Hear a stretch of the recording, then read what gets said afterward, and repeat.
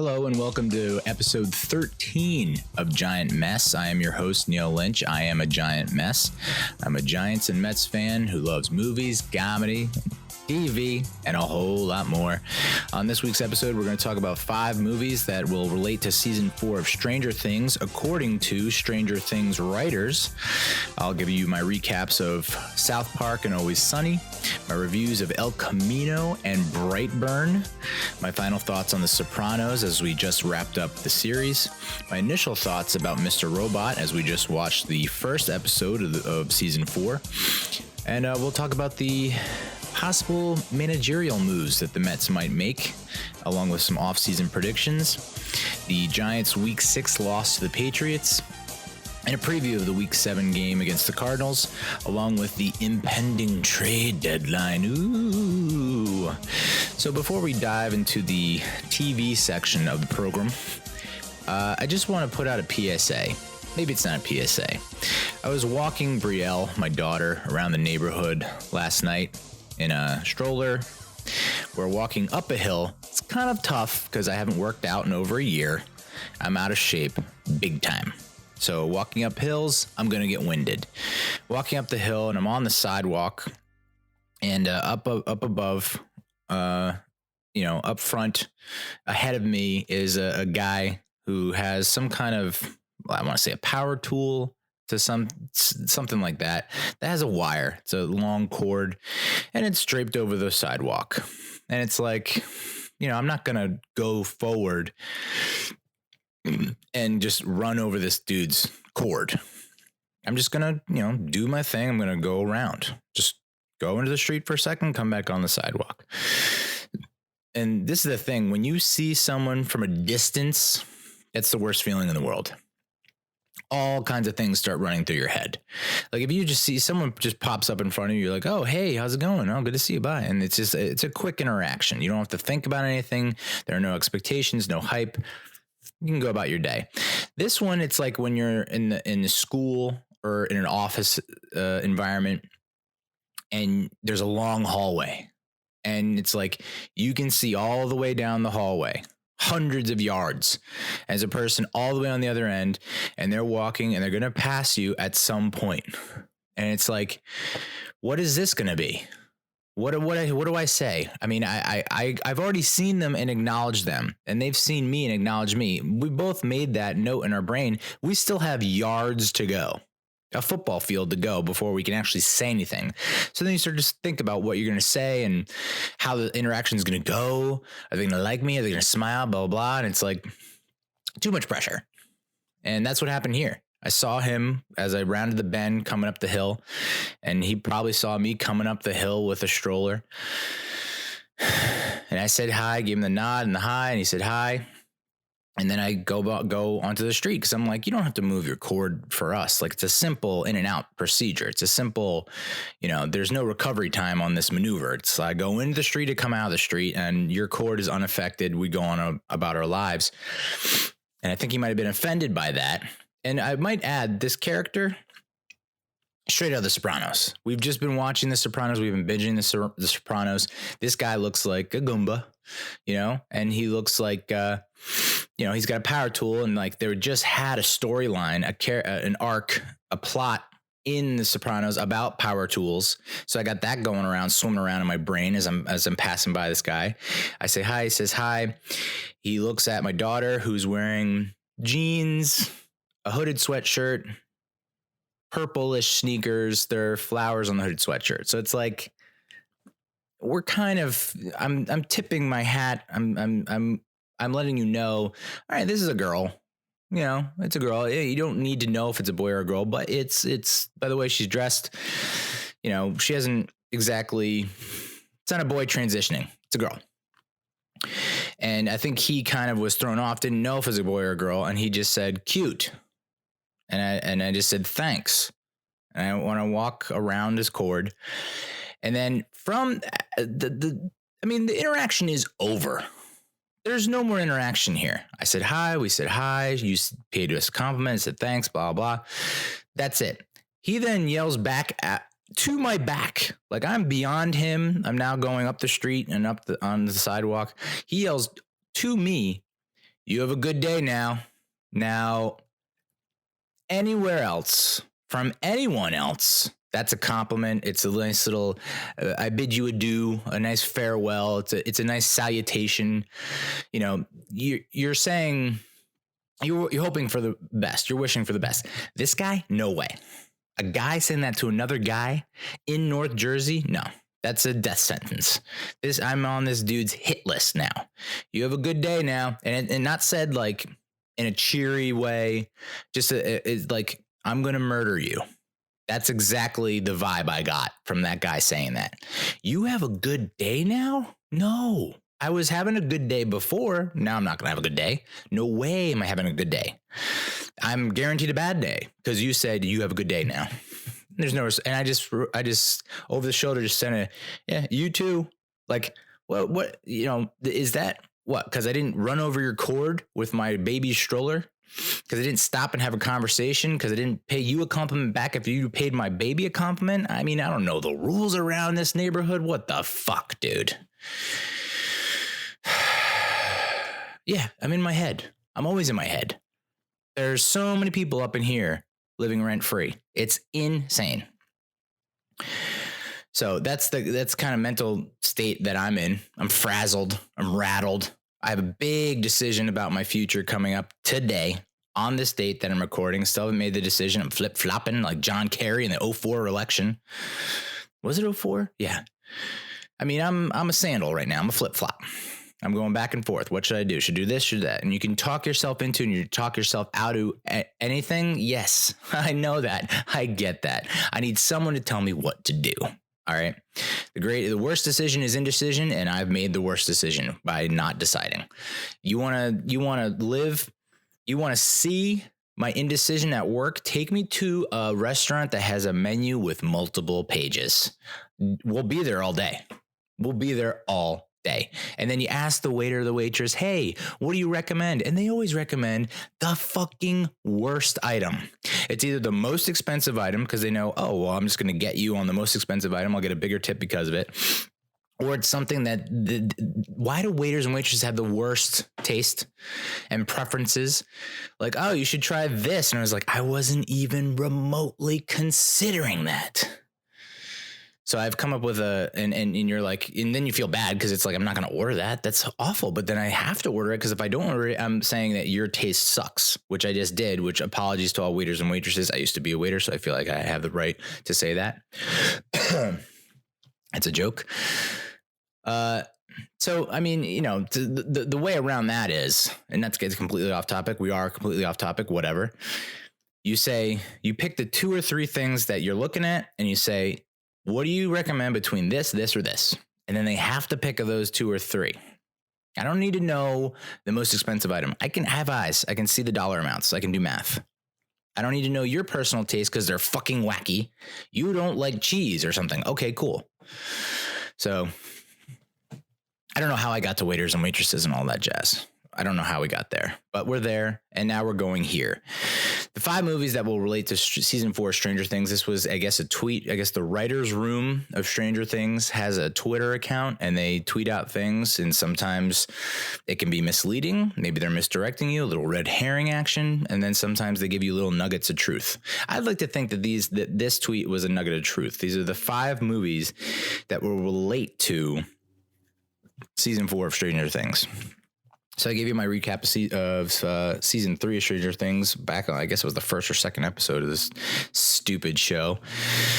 Looking forward to season 4. We had some theories about season 4 in that episode. And I think these movies that they're citing kind of confirm what we already suspected after season 3 ended, especially with the post-credits scene. All right, first movie that will give you a little insight into what to expect for season 4, The Peanut Butter Falcon. This is a independent movie, I believe. I've heard really good things from critics, and I would love to see it. I don't know if it's available for rent or if it's on Netflix or what, but I do know it's on the list. It's on my list. If I'm Chris Jericho and I have the list, The Peanut Butter Falcon, you just made the list. This is an adventure story set in the world of blah, blah, blah. That's not important. I think the things to focus on when looking at the synopsis of Peanut Butter Falcon is that there's an outlaw on the run, and there's an unlikely coach and ally, and there's a third party that joins them on their journey. So it's an adventure story, outlaw on the run, unlikely coach and ally. So it's a kind of a older adult, and then there's kind of a younger-ish adult kid, and then there's this third party that joins them. And it feels a little bit like Steve Harrington with Dustin and Robin. I feel like they're going to keep that trio together. Where that adventure is going to go, I don't think that is going to go into the Upside Down. Maybe they eventually go to the Upside Down. Their adventure leads them into the Upside Down to go after 11 or whoever's down there, Hopper. But so that seems like they're going to continue that storyline, which I think is good.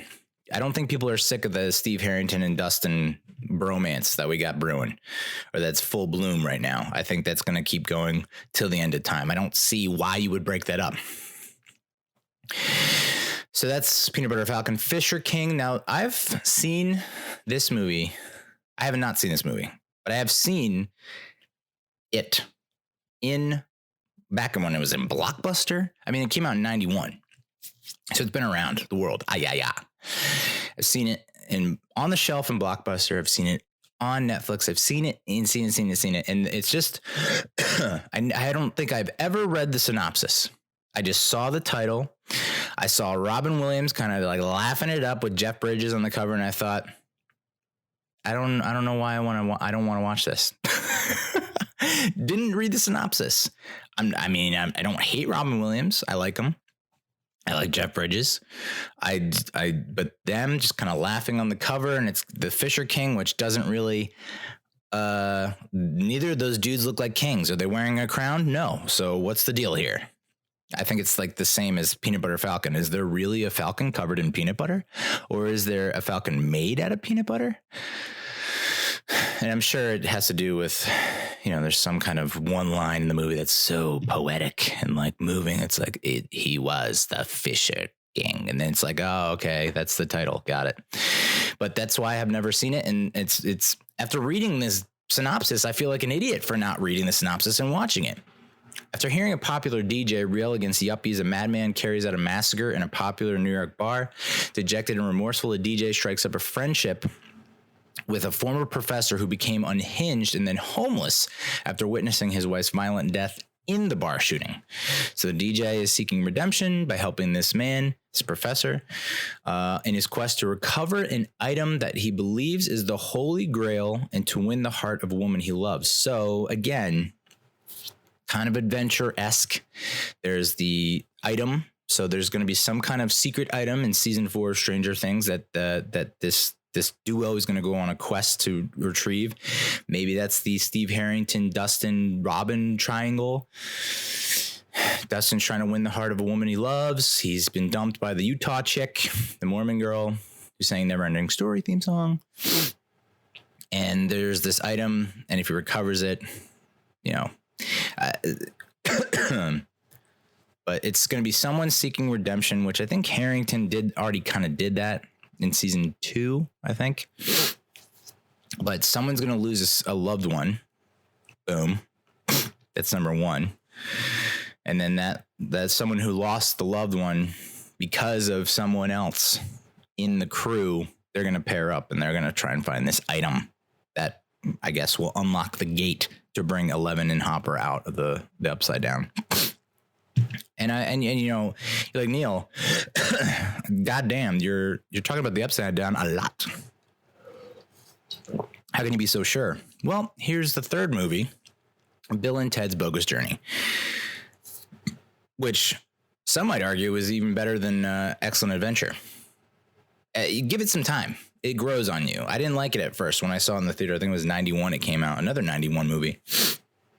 But Bill and Ted are killed by their evil robot doppelgangers.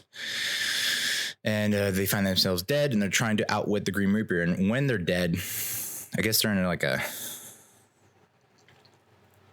they end up going to heaven and to hell maybe, but they're in purgatory most of the time with the Grim Reaper, who's one of the most outstanding characters in movie history. The guy who played the Grim Reaper in that movie was just phenomenal. But that kind of landscape purgatory. They had to go into this purgatory type environment, this landscape, to outwit an antagonist who ends up being their friend, the Grim Reaper. But you can see the boys enter the Upside Down, and then they have to go through all this. We haven't really seen the full potential and power of the Upside Down yet. So I think that could be similar to Bill and Ted's, where it's like Bill and Ted have these like kind of flashbacks, but also like they're warped hallucinations, delusions caused by being in hell. And you remember that one scene where they're going through the different doors, and it's all these different childhood memories that were like traumatized them or that were affected them, but they're also kind of twisted in a way that's makes them scared as shit.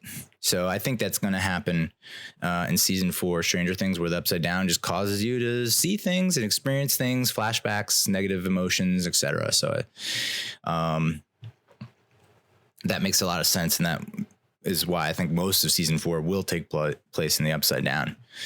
And then, because Hopper's there, 11's going after Hopper, they get trapped, and then the rest of the gang comes in after them, not as one crew, but as in separate crews. This is an interesting one. You've Got Mail. My wife loves this movie. It's pretty good jam. This came out in 98, and Tom Hanks, Meg Ryan, before she did all that shit to her face. They're corresponding. So it's two strangers corresponding over the internet, who, without knowing each other in real life, they can't stand each other, but online they're like in love with each other and enamored with each other. And then he finds out who she is, but she doesn't know, and he starts lying, blah, blah, blah. So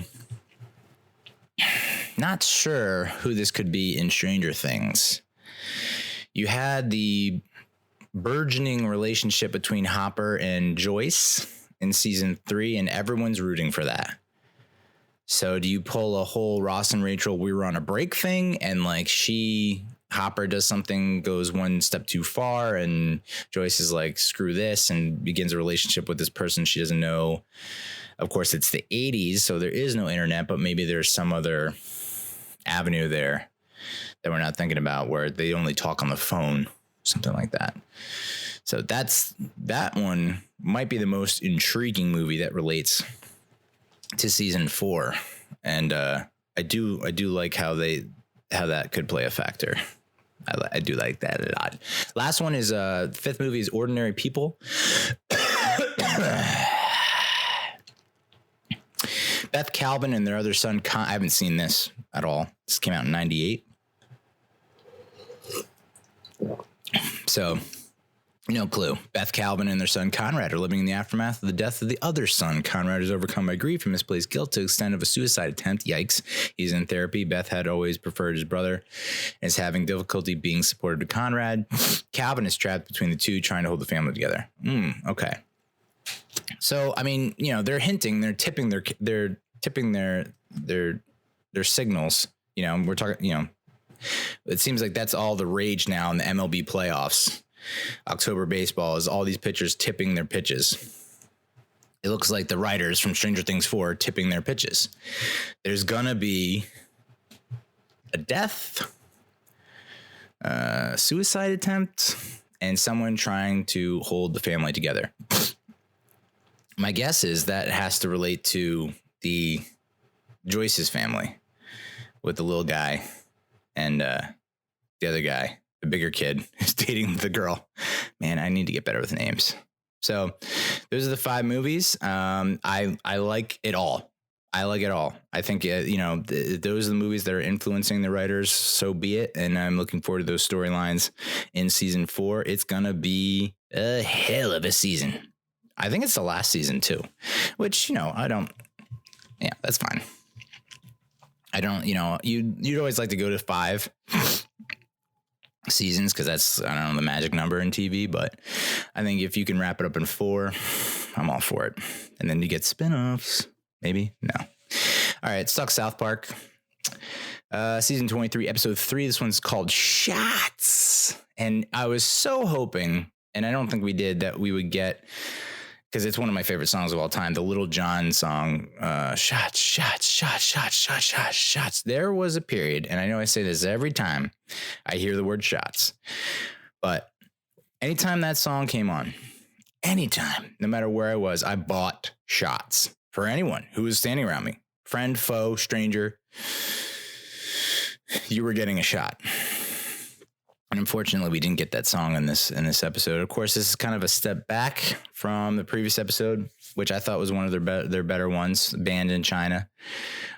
This one was actually their 300th episode, and they made subtle nods to that during the episode with Randy, but bragging about, oh, with 300, we get to 300. But I think that was more of a commentary of like 300 just doesn't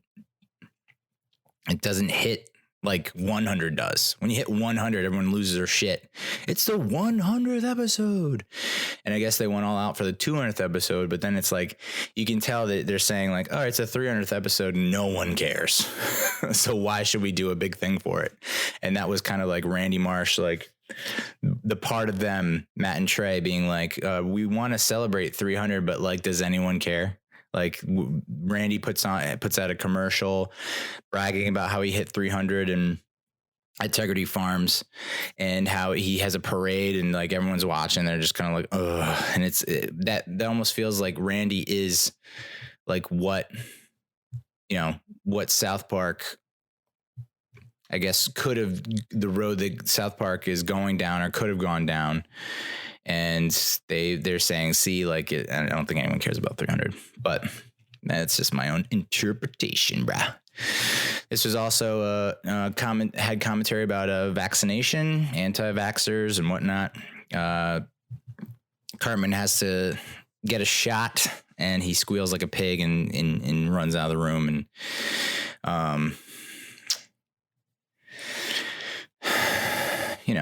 I don't know. I don't know.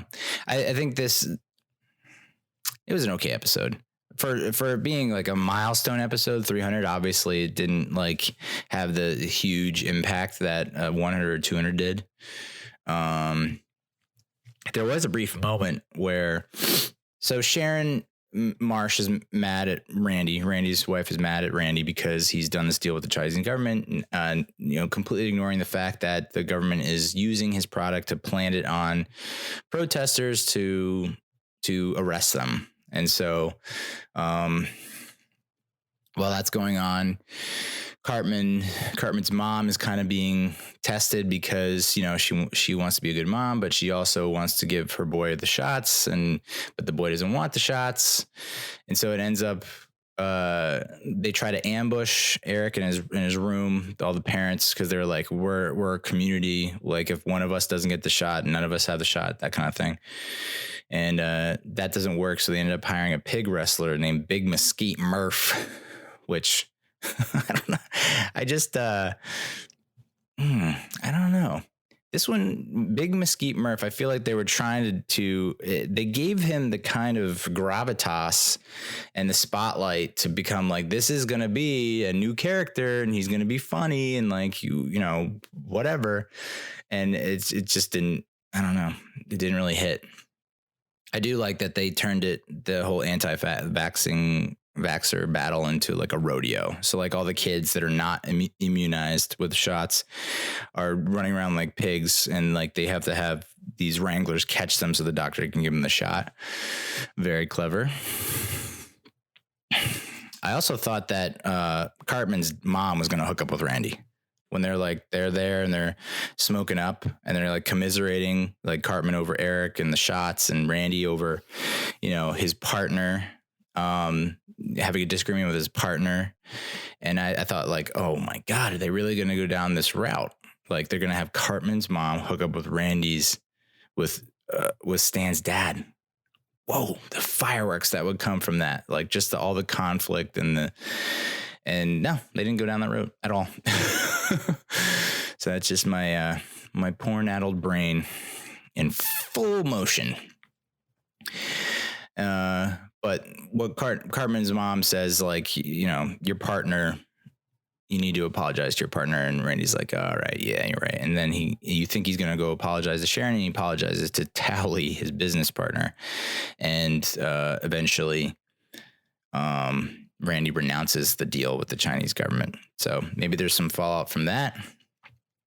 And then the denouement, the climax for Cartman's mom's storyline is that she ends up feeling bad for Eric, as she always does, and runs into the rodeo ring to save Eric, and she ends up getting stuck with the needle.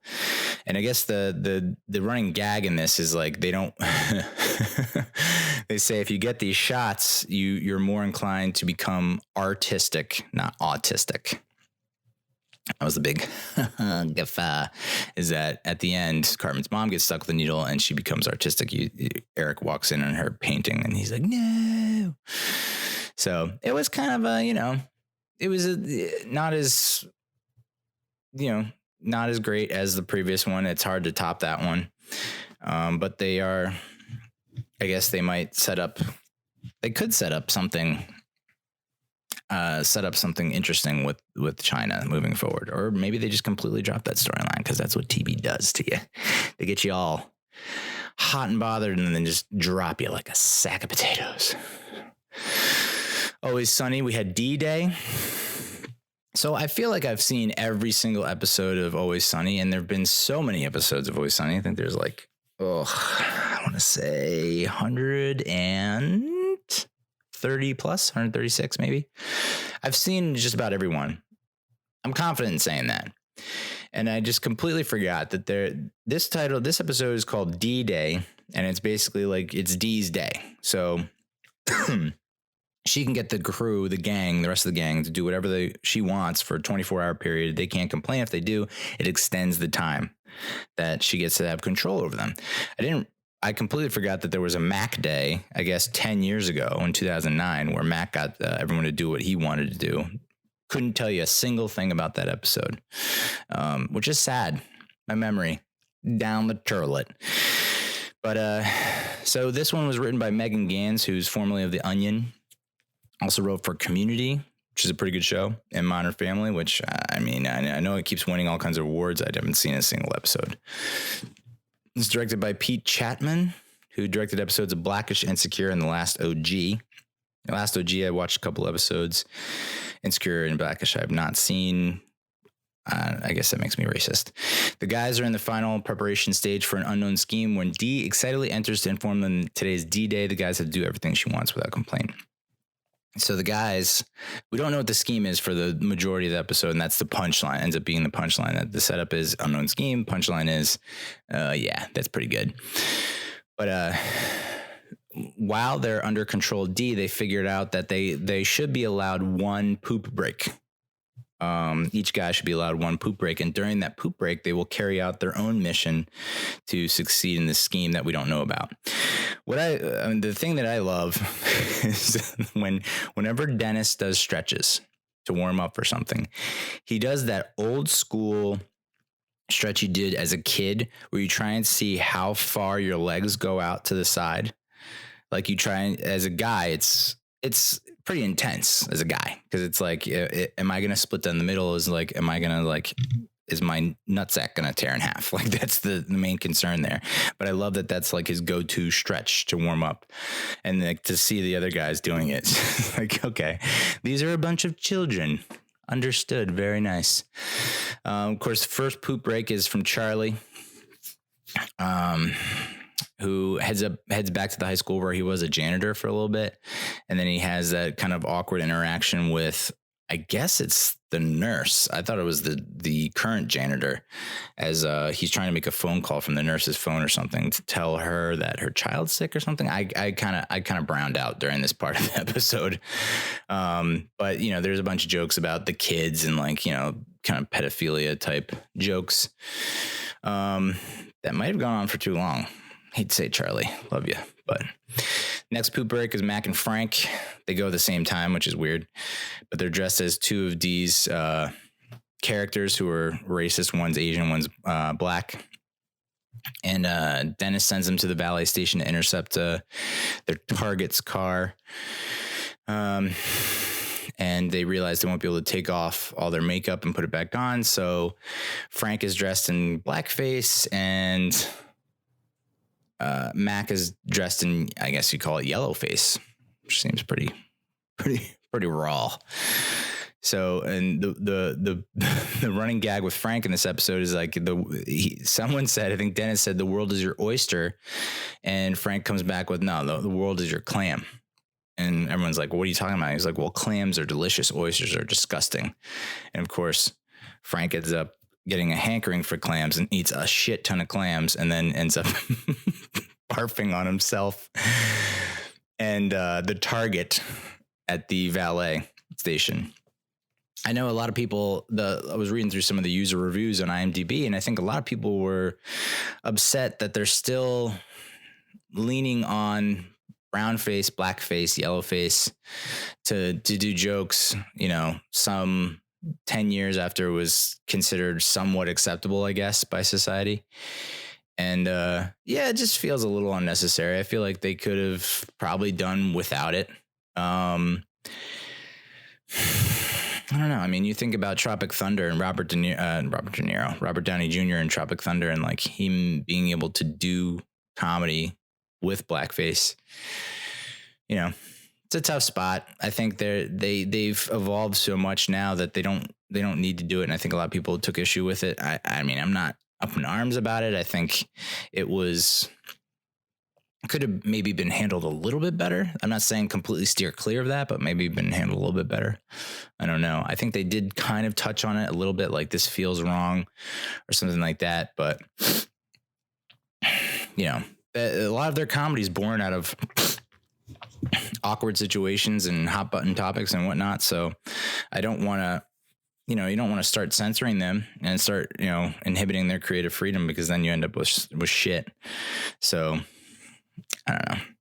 But the poop break, the last poop break, is from Dennis. And this is the part of the episode where it's like it really takes off and becomes one of the better ones.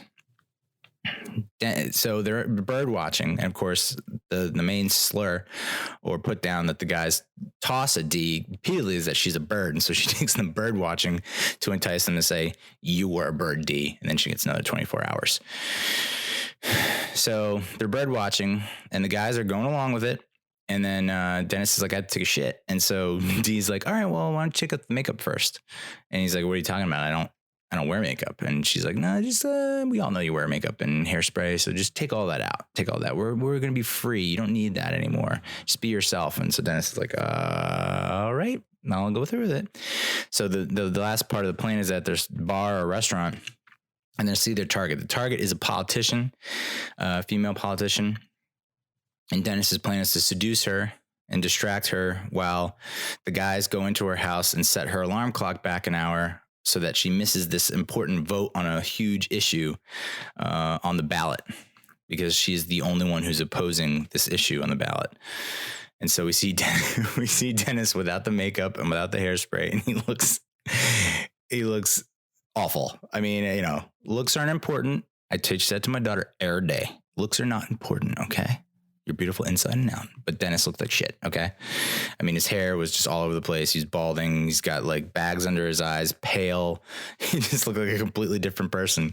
And it dramatically affected how he behaved. Like when he goes up to hit on the politician, he's saying like, oysters or clams, or like, hi, don't be scared. And then, of course, saying like, we can still have sex. I just have to put another man's face on. That was like, that was the clincher. And of course, you find out that the scheme was to distract this female politician, and they tune into this news broadcast that's announcing the results, and it's a referendum, I guess, referendum on peeing in public. Like, should it be allowed? Should it not be allowed? And of course, without her vote, it passed. And it's all thanks to Dee. So Dee was the one who was ultimately bringing it all together and making it happen. And of course, the final punch is the cuckoo clock that she brings in to signify when the start and the end of D-Day are. goes off. And so all the guys are like, yes, it's over. And they start going in on her. And she's like, actually, I set the clock back on this. I set the, alarm back on this. So this is actually an hour early. You guys are an hour early. We got another day. So good to see Dee get her day in the sun, to see her actually win, to see her in control. I liked it. There were some, people weren't very fond about that. Like, it still focused on the guys, despite it being D-Day. It should have been solely focused on D. And instead, we're kind of continuously checking in on the guys. But that's true to the show. I mean, that's what the show has been and was. So maybe there's another instance down the road where they do this and it's only an episode on D. But I still think that wasn't a major detraction. So thumbs up. Still not as good as Thunder Gun, but not terrible.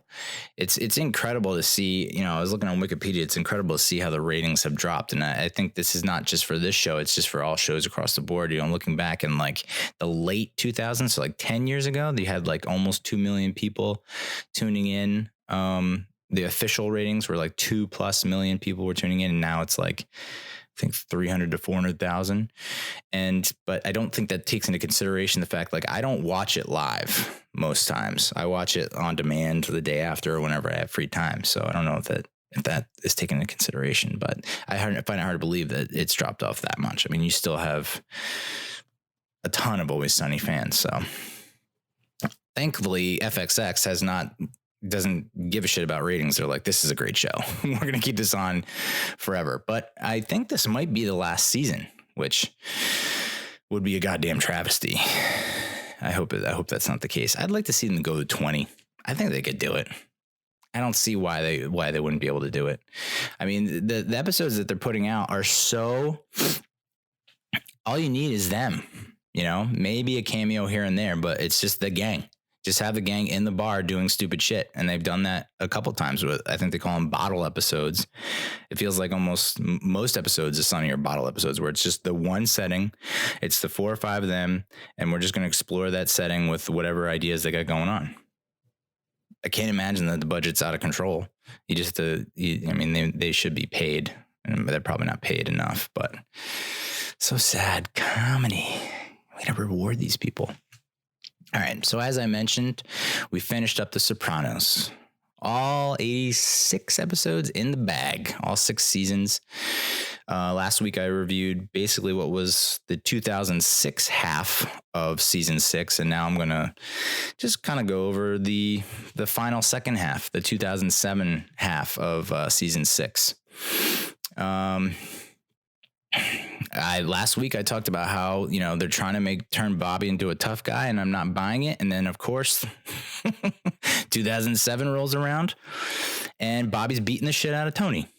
And I'm like, oh, okay, maybe I underestimated this guy all along. And eventually towards the end of the season, he's the number 3. And, I understand that's most of that is probably Janice's doing, because Janice was just in Tony's ear all the time. And some of it was Bobby just stepping up and being like, yeah, I'll take more responsibility. I can do this. I can do that. I can do this. I'm not just a driver. I'm not just this or that. I'm not just a fat schlub. Although it's, as much as they've been pushing him forward, him being a model train enthusiast just completely ruins it all for me. Like him wearing that stupid engineer's hat. No offense to any train enthusiasts out there, but I don't know. There's something about that just doesn't sit well with me. Yeah, you had to know when they went to Janice and at Bobby's cabin or whatever. Like, I thought initially that something bad was going to happen to the kid, because you have that Tony telling the story like out of the blue. And I think he does these things to get under Janice's skin. Whenever Janice seems happy or comfortable, he's like, no, thanks. I don't like this. I'm going to ruffle your feathers. When Tony out of the blue brings up that story about the kid who was like, no one was watching the kid, and it was a party, and the kid drowned in the pool. And of course you're right on the lake, and right there is Bobby and Janice's daughter, Nika. And you think, okay, so Nika's going to drown in that lake. That's the only thing in my mind right now. Didn't happen, but it's like that's a nice little seed that they planted. Sometimes it's, I get upset when they plant a seed and it doesn't come to fruition, but that's a seed. It's like, I want to see it come to be. But that fight between Bobby and Tony, whoo, you could tell you could tell, like whenever they're like, yeah, more booze, yeah, more wine, yeah, and it's like, oh man, here it comes, because it's not like a typical party where it's like we're just gonna drink more and have fun, and at least most parties that I go to, you drink more and you just have more fun. Like there's almost nothing bad happens, rarely happens, but like this crew, you can tell like more Remy, more of this, and it's just like, okay, something bad gonna happen, and it did. And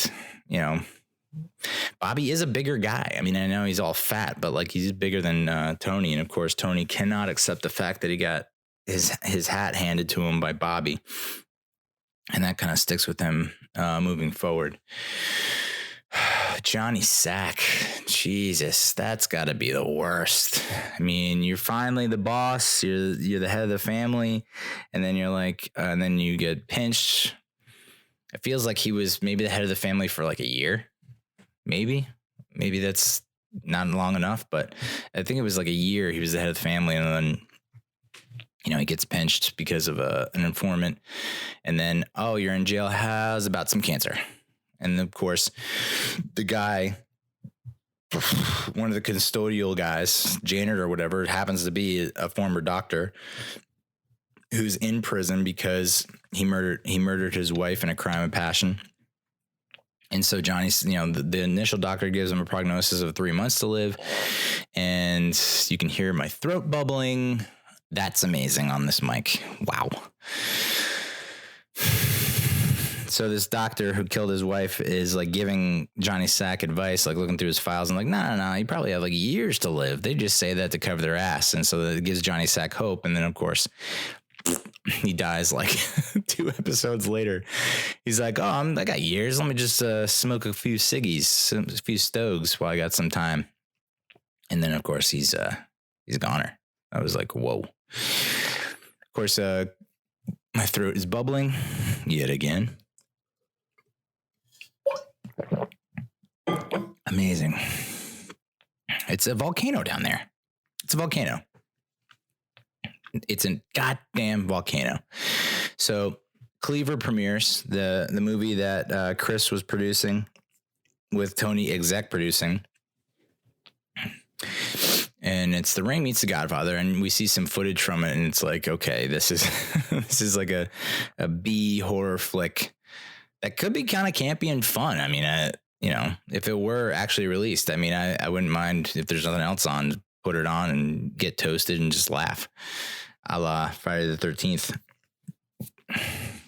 Of course, Carmela, after watching it, has mixed emotions because the main character played by Danny Baldwin is like very, very close, spot on Tony.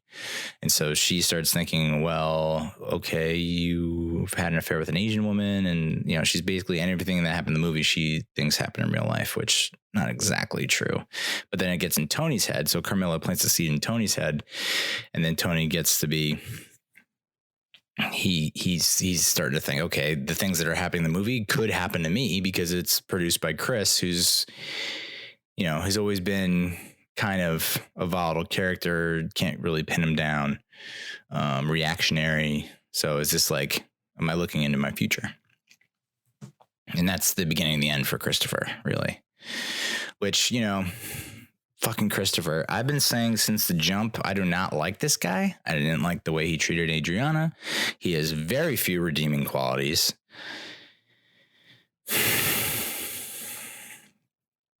He's just a complete asshole to everyone around him. And I understand, I can relate to him in certain respects because of respect. He wants respect and he wants to be respected, and he's constantly getting put down and made fun of and made to do all these other things. But it's like, Christopher, dude, all these other guys had to do it too. Like, this is part of the whole ritual, the whole tradition is that you got to do all the dirty work when you're lower on the totem pole.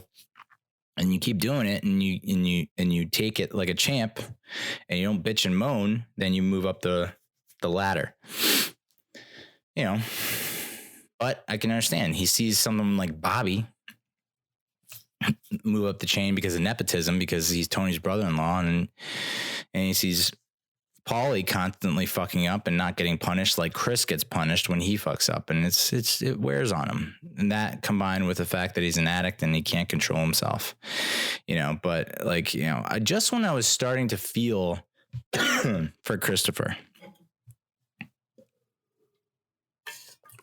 I was just starting to feel for him just a little bit, because it was like Paulie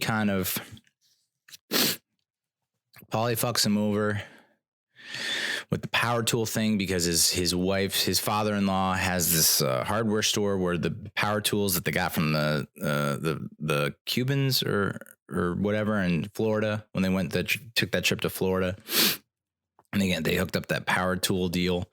So all these free power tools are going to the Chris's father-in-law to sell at a tremendous profit margin. I guess they're not free, but reduced cost. And then Paulie's guys are stealing from, his father-in-law. And so at that point, he hits a wall.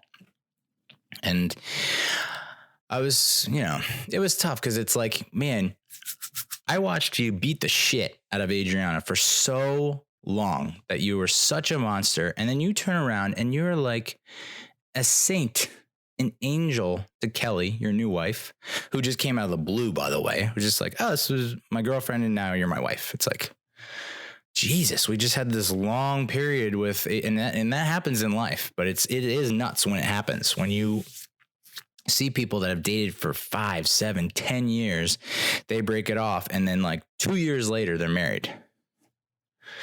It is like an eye-opening experience, but I've seen it happen so many times, so I can't really argue with it. But it's just like, from a TV show standpoint, it's just like, where did this person come from? And of course, even when he's happy and soft with Kelly and treating her like great, he's still got a Gumar and cheating with the real estate agent, who was kind of almost cheating with Tony. So then that gets under Tony's skin.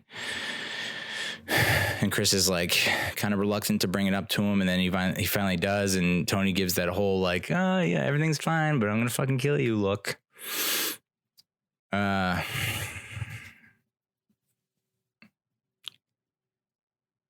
there was the stretch where you think that Tony's gonna whack Paulie, and you're like, what?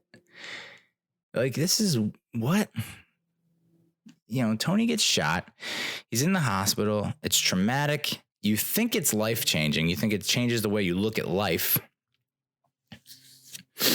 And then he comes out, and now he's just suspicious of everyone and just whacking his whole entire crew. It's like, oh boy, that's tough. And that was this is the downfall of Tony this second half of the season, because it's like there were one of two roads and he took the worst road. It's like you had a life-changing experience. You now realize how much you love your wife and need her in your life, how much you appreciate your kids, how much you appreciate everyone, just being alive. You appreciate it all. And same with Phil too. Phil Leotardo has, which, I don't like Phil at all either, but the fact that he went to the hospital and was like, hey, this is weird. And the doctor's like, no, it's just this gas. And of course it's a friggin' heart attack. And I thought he was going to like punch the doctor out, for saying that. Cause it's like, just don't be so arrogant in your diagnosis. My dad was a doctor, and I doubt he was ever like that. I just don't think he would ever be like that. But, the fact that Phil had the heart attack, and that's a life-changing moment. It's almost like it. And I guess this is true to the way people are in real life, is like they have that period afterwards where they're grateful to be alive, and they claim that their perspective has changed and their whole outlook and attitude has changed. And then it's no, it hasn't. It's like you're back to your old ways, vengeance and revenge and avenging and all kinds of venge. I think it's hilarious and ironic that Tony Tony's business is taking advantage of gamblers, and then he himself falls into that curse and falls into that poisonous vice of gambling his fucking life away. Oh boy. AJ proposes to Blanca, who's very attractive. And she's like, okay. And you're like, yeah, this is not going to happen.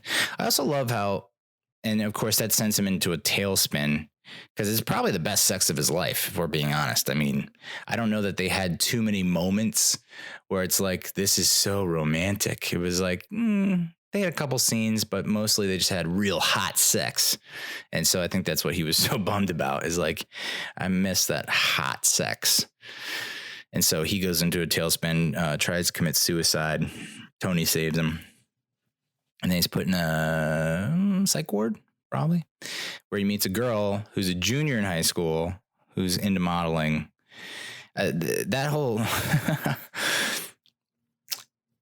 It's interesting that they would focus more on AJ and his decline than they did Meadow at all.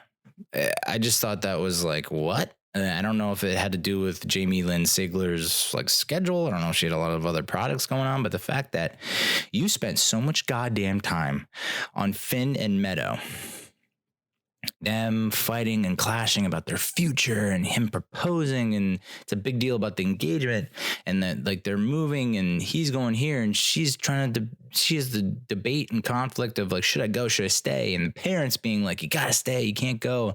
And then it's just like one episode is just like, yeah, we're no longer together. Like, what what the fuck happened? I don't know. Just to not see that through, it just feels like a mistake. Because then from that point on, Meadow's just kind of there.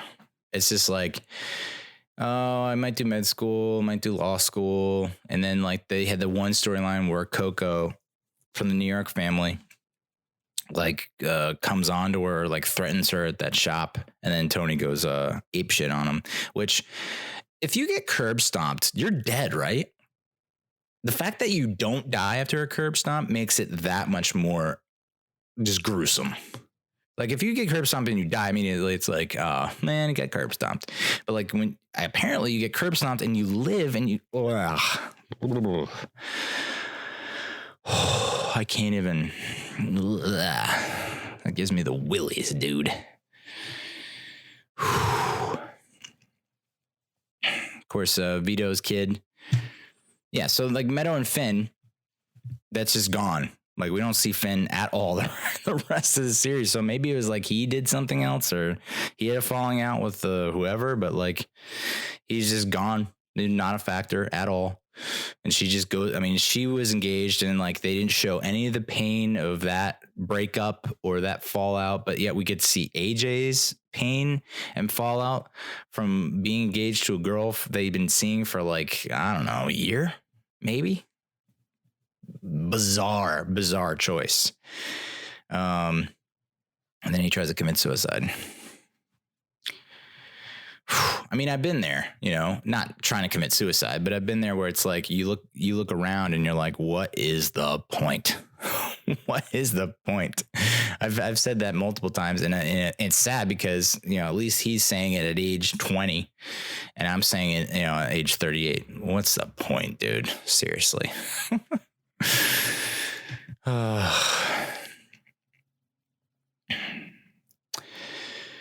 Christopher and Polly making a lot of money selling stolen tools. Yep, we went over that. Tony takes Christopher to task for not being around much, which, you know, yeah, I mean, he's in a tough spot.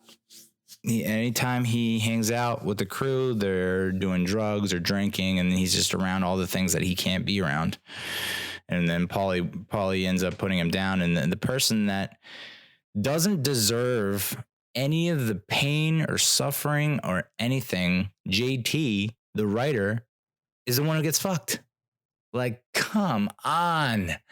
That's just heartbreaking. The fact that he's a recovering addict, he's trying to get out of it. It looks like he's doing well. He's got a Law and Order episode that he's working on.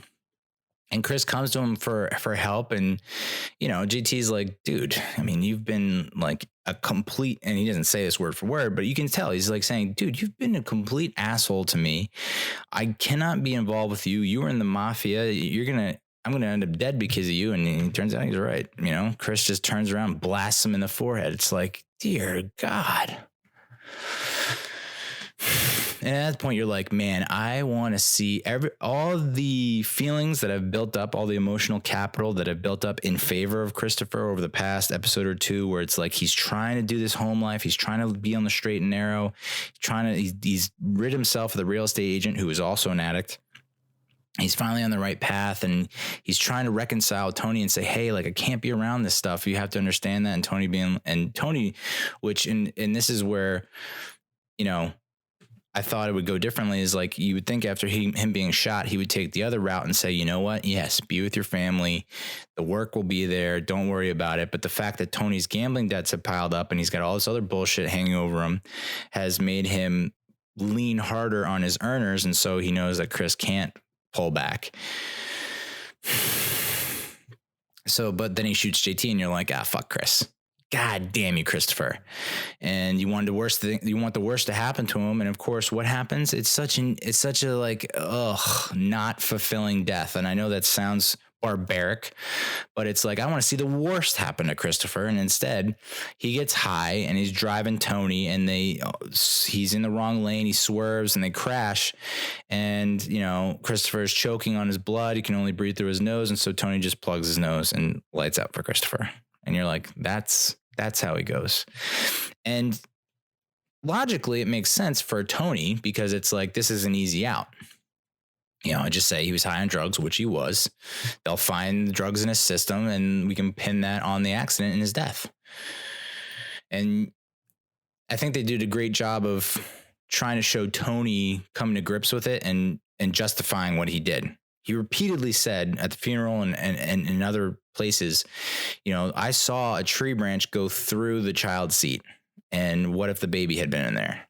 And this woman was like, okay, so yes, you were right in killing Christopher. I mean, it was coming to an head. It was going to happen. It was just like, that's the way Christopher goes out. Oh, yay. Now the way Phil goes out, okay, that one was a little more, quenched my bloodthirst, if you will, because it's like popped in the skull in front of your family. And then, I mean, he's basically dead, so he probably doesn't feel it anyway. But the fact that the car was still in drive, because the wife, was concerned, and runs out of the car and then runs over and crushes his skull. It's like, oh my God, with his grandkids in the car. That was like, it's fictional. I've heard it's based on true stories, so, no offense to everyone who is based on, but like, that's just got to be one of the top most gruesome deaths in this show's history. And Chris doesn't even make the list. He just plugs his nose and goes on to the great beyond after all the shit he's done. And Paulie, for the long time, you think Tony's going to whack Paulie, and you're like, this is getting out of hand. Like, you're now decimating your own crew because of what? You think they're turning on you and working with the New York family or the feds, or, your paranoia is just consuming you.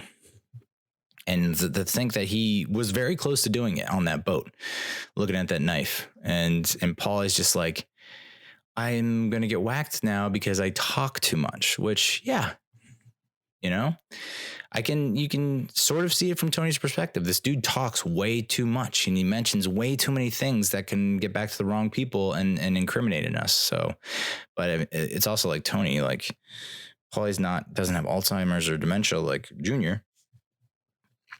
He's not that dumb. He says some things here and there, but I mean, look how long this guy has survived. And lo and behold, when the credits roll in the last episode, Paulie's still out there cranking away, loving life. And probably, I mean, if you look at things, Syl's in a coma, and it looks like Paulie's probably the guy in charge. I don't know who else would be in charge. They whack Bobby at the train store, which is like, oh my God, so fitting. And then they pop Syl when he's coming out of the strip club. The Bing. and he's in a coma. So, I mean, Syl, it's possible Syl comes out of the coma that he's number one and Paulie's number two. But we saw when Syl, when Syl was interim boss, it was not, I thought he did all right. I thought he did pretty good, but I think the thing that held him back and that will probably hold others back from fully endorsing him was the fact that he had the asthma thing.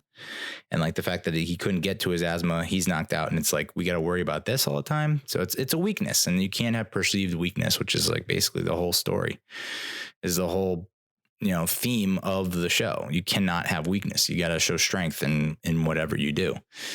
Like Vito being gay, perceived as a weakness. Oh, the agent Dwight Harris. I'm very interested in that character. I feel like they maybe could have or should have explored that more. I know they already have so many characters and so many storylines that they have to deal with, but Agent Dwight Harris was very interesting because he's always like hanging out the store. You can tell he does not like being part of this counter-terrorist unit because it's causing friction with his home life, with his wife. And like it's almost like he wants to be part of the mafia. And Tony keeps on shutting him down, telling him to fuck off. And it's like, Tony, I think if you position this the right way, like maybe he would come on board. The thing that I did not understand completely is when he finally gives up Phil's location to Tony's crew, he's laying in bed, and then a woman comes in and gets dressed, and she looks like she's an agent too. So he's like cheating on, that's not his wife, right? Like he's cheating on his wife with this other agent, and the female agent is possibly the one who had Phil's location. That makes more sense now because he kept saying, my guy, my guy, my guy. And it turns out maybe his guy was the girl. And then she looks at him like pissed, like, you just told him, didn't you? And he's like, yeah, but I got that sweet tang. The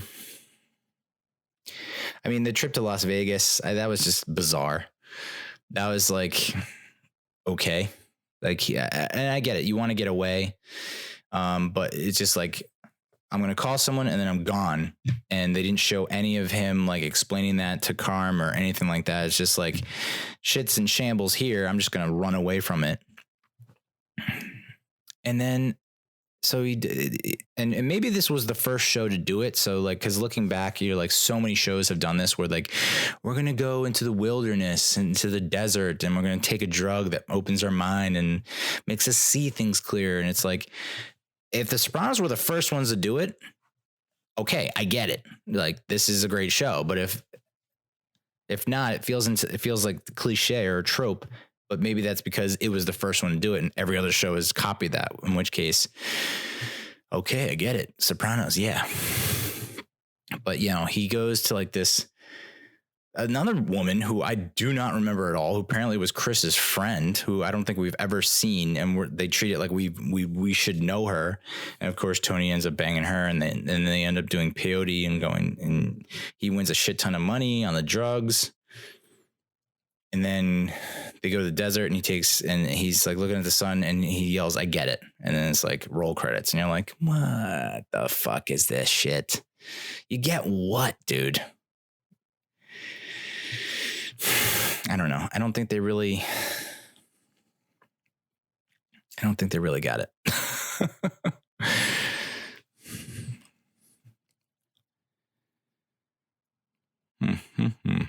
That wasn't, the one episode, is it Blue Comet or Second Coming? Blue Comet. So I guess, yeah, the last two episodes, like the beginning of the end and the Blue Comet, when it's like, okay, shit is hitting the fan. They took out Bobby. They've almost taken out Syl, and like Tony's next, and it's like they're on the run. And I'm like, okay, nice. This is going great. And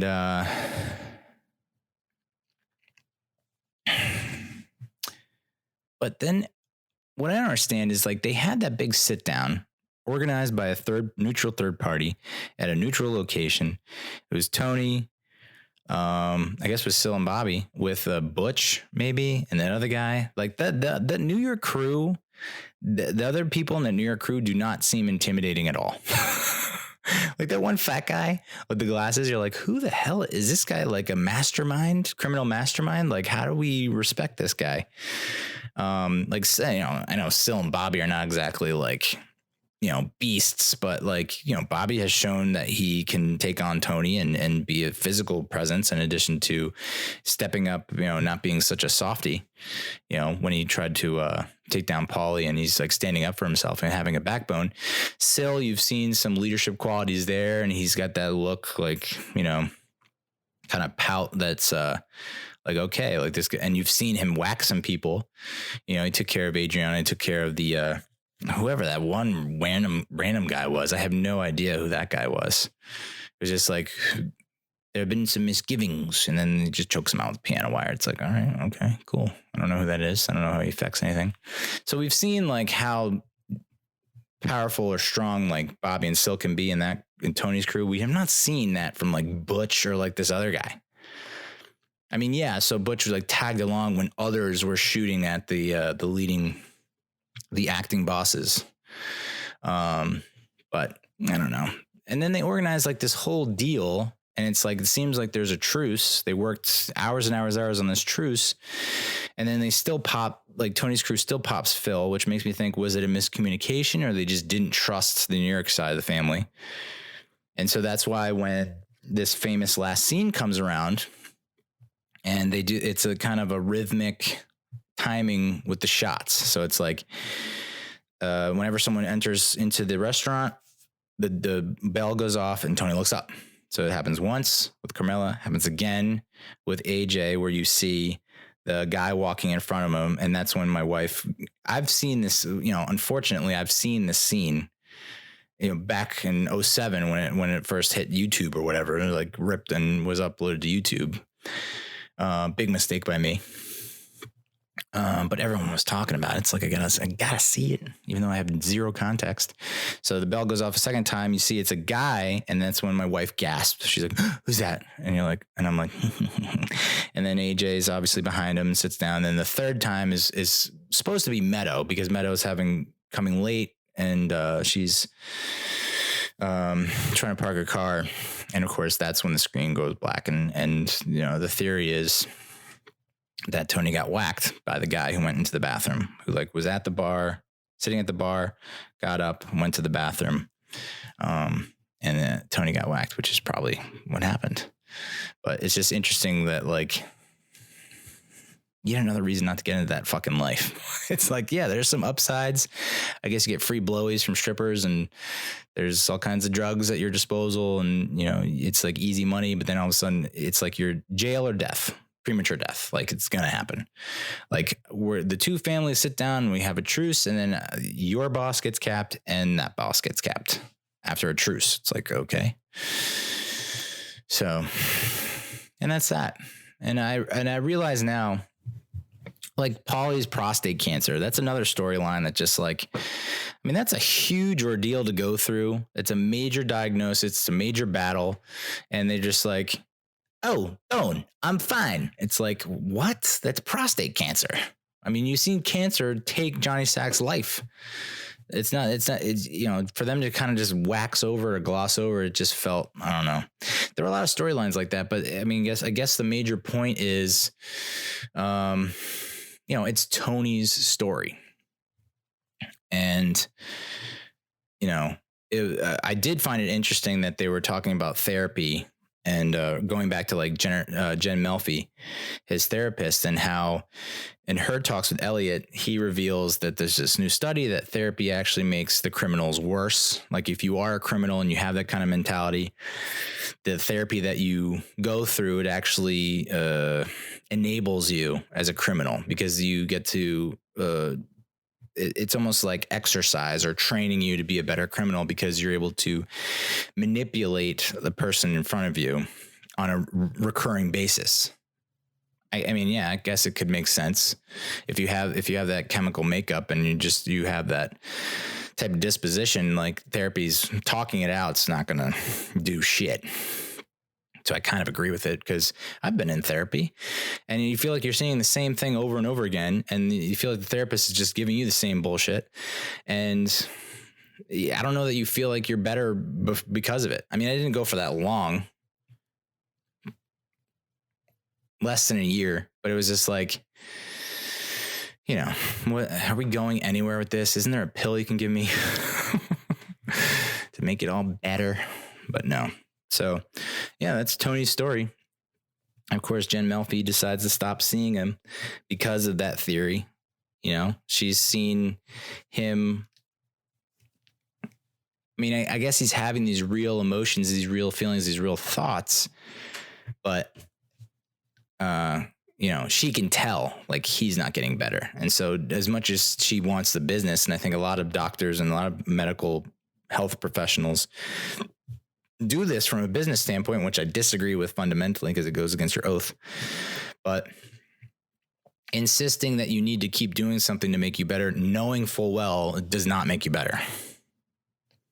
Like, why are you diagnosing a fucking MRI or an ultrasound when I've already told you I've had multiple MRIs and ultrasounds and they've revealed nothing?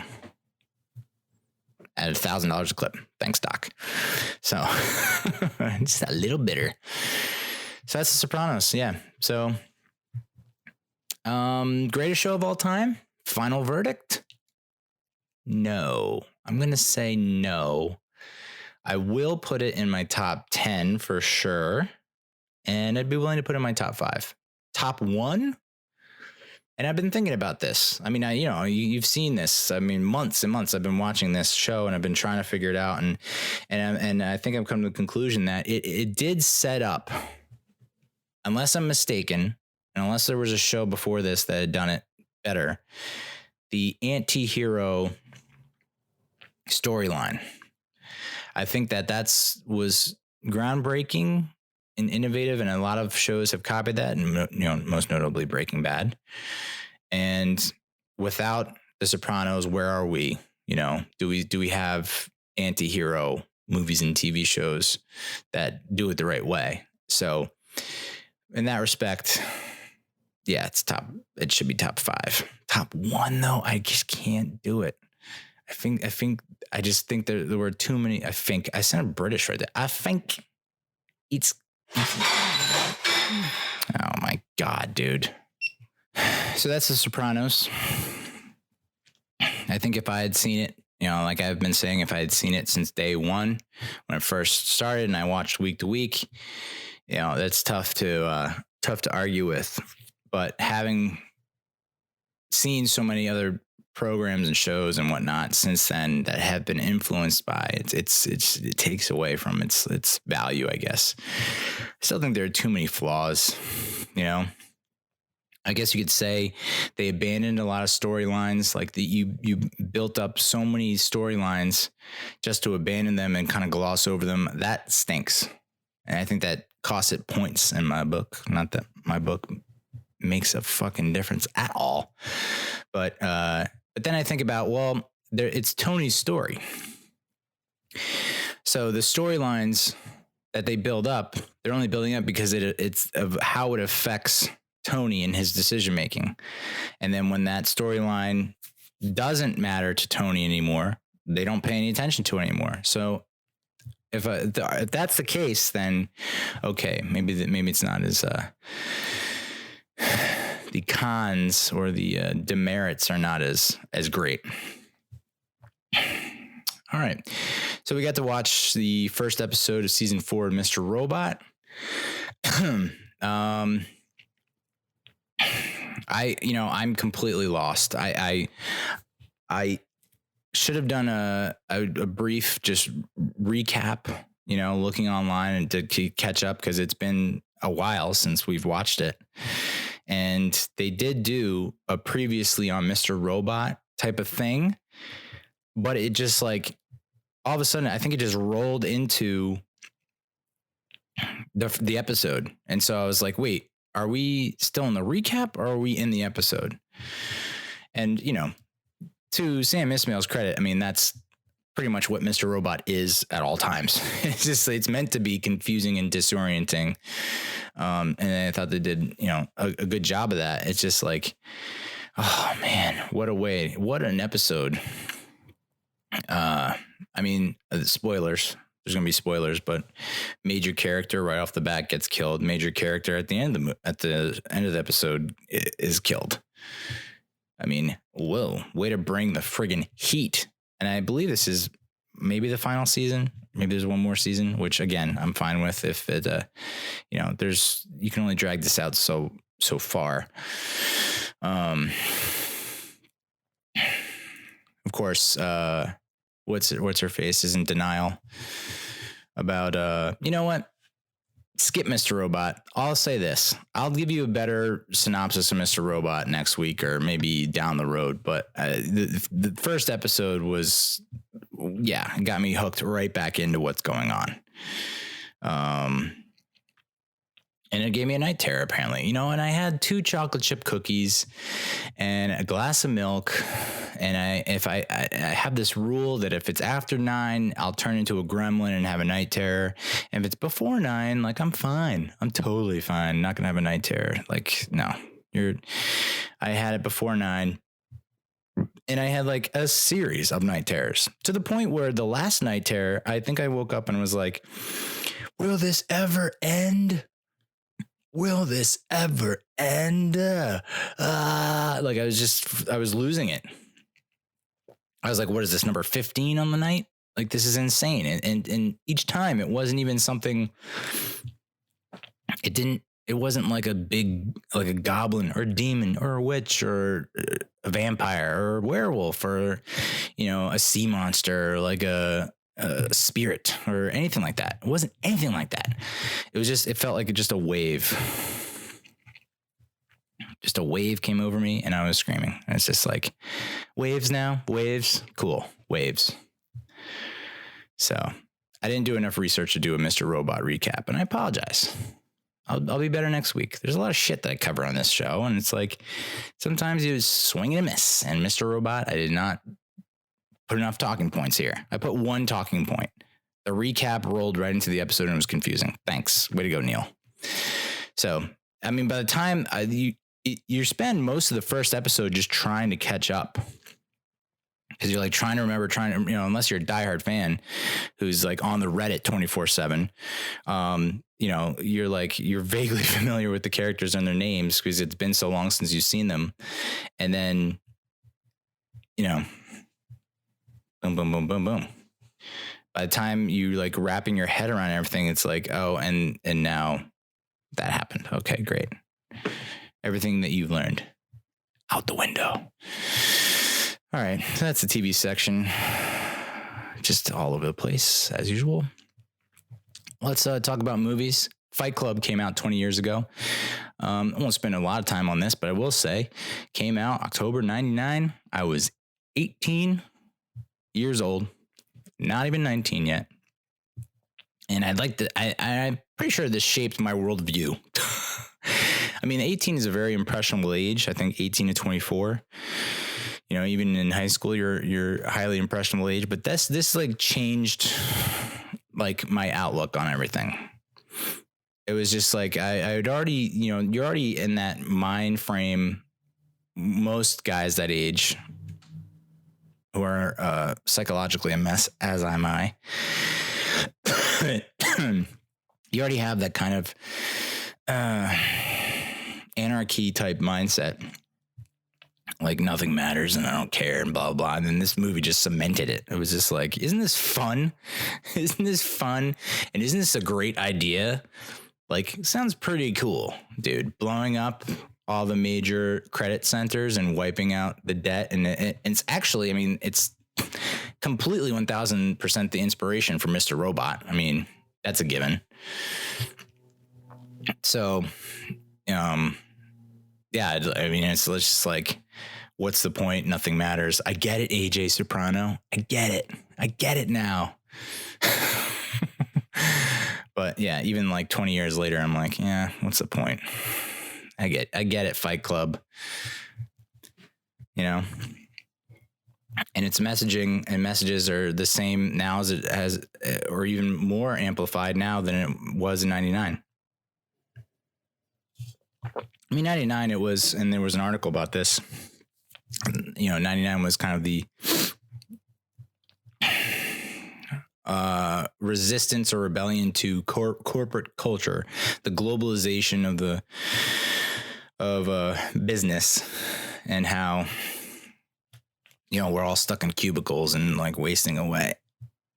and this is pre 9/11, so like there were a lot of movies like that, American Beauty, like Fight Club. It was all battling against like cube culture, the monotony of having a job that's the same thing every day, which still plagues me to this day. I need a little variety. It's the spice of life. Haven't you heard? Team America World Police came out 15 years ago. I will say the one more thing about Fight Club. I'm still amazed at Brad Pitt's body in that friggin' movie. And up until like 2 years ago, I thought maybe I could still get that body. Maybe when I turned 30, I was like, fuck this. Because it's just like the things that you have to go through and you hear about. It's genetics and you have to not eat certain things and not drink. It's like not do anything fun ever. No thanks. So that's that. Team America World Police came out 15 years ago. I mean, the only scenes or moments I remember from Team America World Police was the puppets having sex, the marionette puppets having sex, and then where the older puppet, I mean, I don't even remember the plot line, but the older puppet was like, "Suck my cock, Gary." It's just like, yeah, that's pretty funny. And then the puppet's throwing up. I need to give that a rewatch. I feel like that's a good movie that I just don't, it's like never on TV. I don't feel like, I don't know. Maybe it's, dare I say, underrated? I don't know. I mean, I can say it. Free conch. Crystalia, shout out. Joker continues to earn big. Gemini Man stumbles, which that stinks. And Jexi flopped, which also stinks, but I can understand that. Gemini Man I've been looking forward to for a long time, ever since I saw the first trailer, even first heard about it. I'm a big fan of Looper and what they did there, but this is, they didn't get an actor to do an impression and prosthetics. They just de-aged Will Smith. So it just, I don't know. I mean, how does it stumble? I don't know. I guess if you have a choice between Joker and that, you pick Joker. But Will Smith always seemed like such a box office draw, and I think he still has it. I'm sure I'll see it and I'll be like, I don't understand why this stumbled, but then that's probably why I'm unemployed. Jexi flopping. I mean, I saw the trailer for this, and it's like, if it were not Adam Devine, I would hate the idea of this movie. Hate it. A rogue iPhone. Ugh. But it's Adam Devine, and I love Adam Devine. So I was like, I'll give it a chance. Maybe other people can give it a chance, but it's looking now more like it should have just been like a Netflix movie. Like, that's a Netflix movie. I think he's had like 2 or 3 movies just come out on Netflix and not to theaters, and I've enjoyed them. And I think that's unfortunately the route that a lot of these, I'll say relatively low budget comedies are just not going to go to theaters anymore, which kind of sucks. But then again, we get, Netflix is doing its part in supporting comedies and smaller budget comedies, but will they have the same cultural impact that a lot of the comedies of yore had? The old schools, the Wedding Crashers, the ones that aren't like the big action Pineapple Express type movies where it's like this big, like, I guess not Midnight Run, but like they have to have this huge action element to justify a huge budget, to justify a theatrical run. What a conundrum. New Mutants. Do you remember New Mutants? Because I kind of forgot about it. The trailer for New Mutants, which was supposed to be like the next class of X-Men, the trailer released in October, 2 years ago, October 2017, and the movie still hasn't released yet. It's supposed to release in April 2020. Who knows if that's supposed to happen? Apparently Disney is not happy with what they've seen despite positive testing. which is good in movies, bad in health, positive test, or pregnancy if you don't want a baby. But this follows a bunch of the New Mutants, and I think the cast was like Macy Williams from Game of Thrones, which is cool. And then I think it was some other actress. Is it the actress from Juno, maybe? And I think it even had the kid from Stranger Things, Finn Wolfhard. Maybe not. It was a good cast, though. It's a good cast, and apparently they're gonna try and make it into more of a horror movie, which I feel like everyone's going down that route because it's like horror has just been dominating box offices over the past 5-10 years, and you're just gonna see more like horror comedy, action horror thriller, horror. I don't know. We're gonna hit a saturation point at some point. I hope. I can't take any more horror. My wife can't take any more horror with the night terrors I have. Zoe Kravitz will be Catwoman in the new Batman movie with Robert Pattinson, which I think is a pretty good choice. I don't know. She was in X-Men First Class. I think she was the one with the, like, she looked like the Tinkerbell type character. But she could spit venom or something like that. So she's familiar with superhero type stuff. So that should be interesting. And speaking of superheroes, HBO's Watchmen series premieres Sunday, October 20th.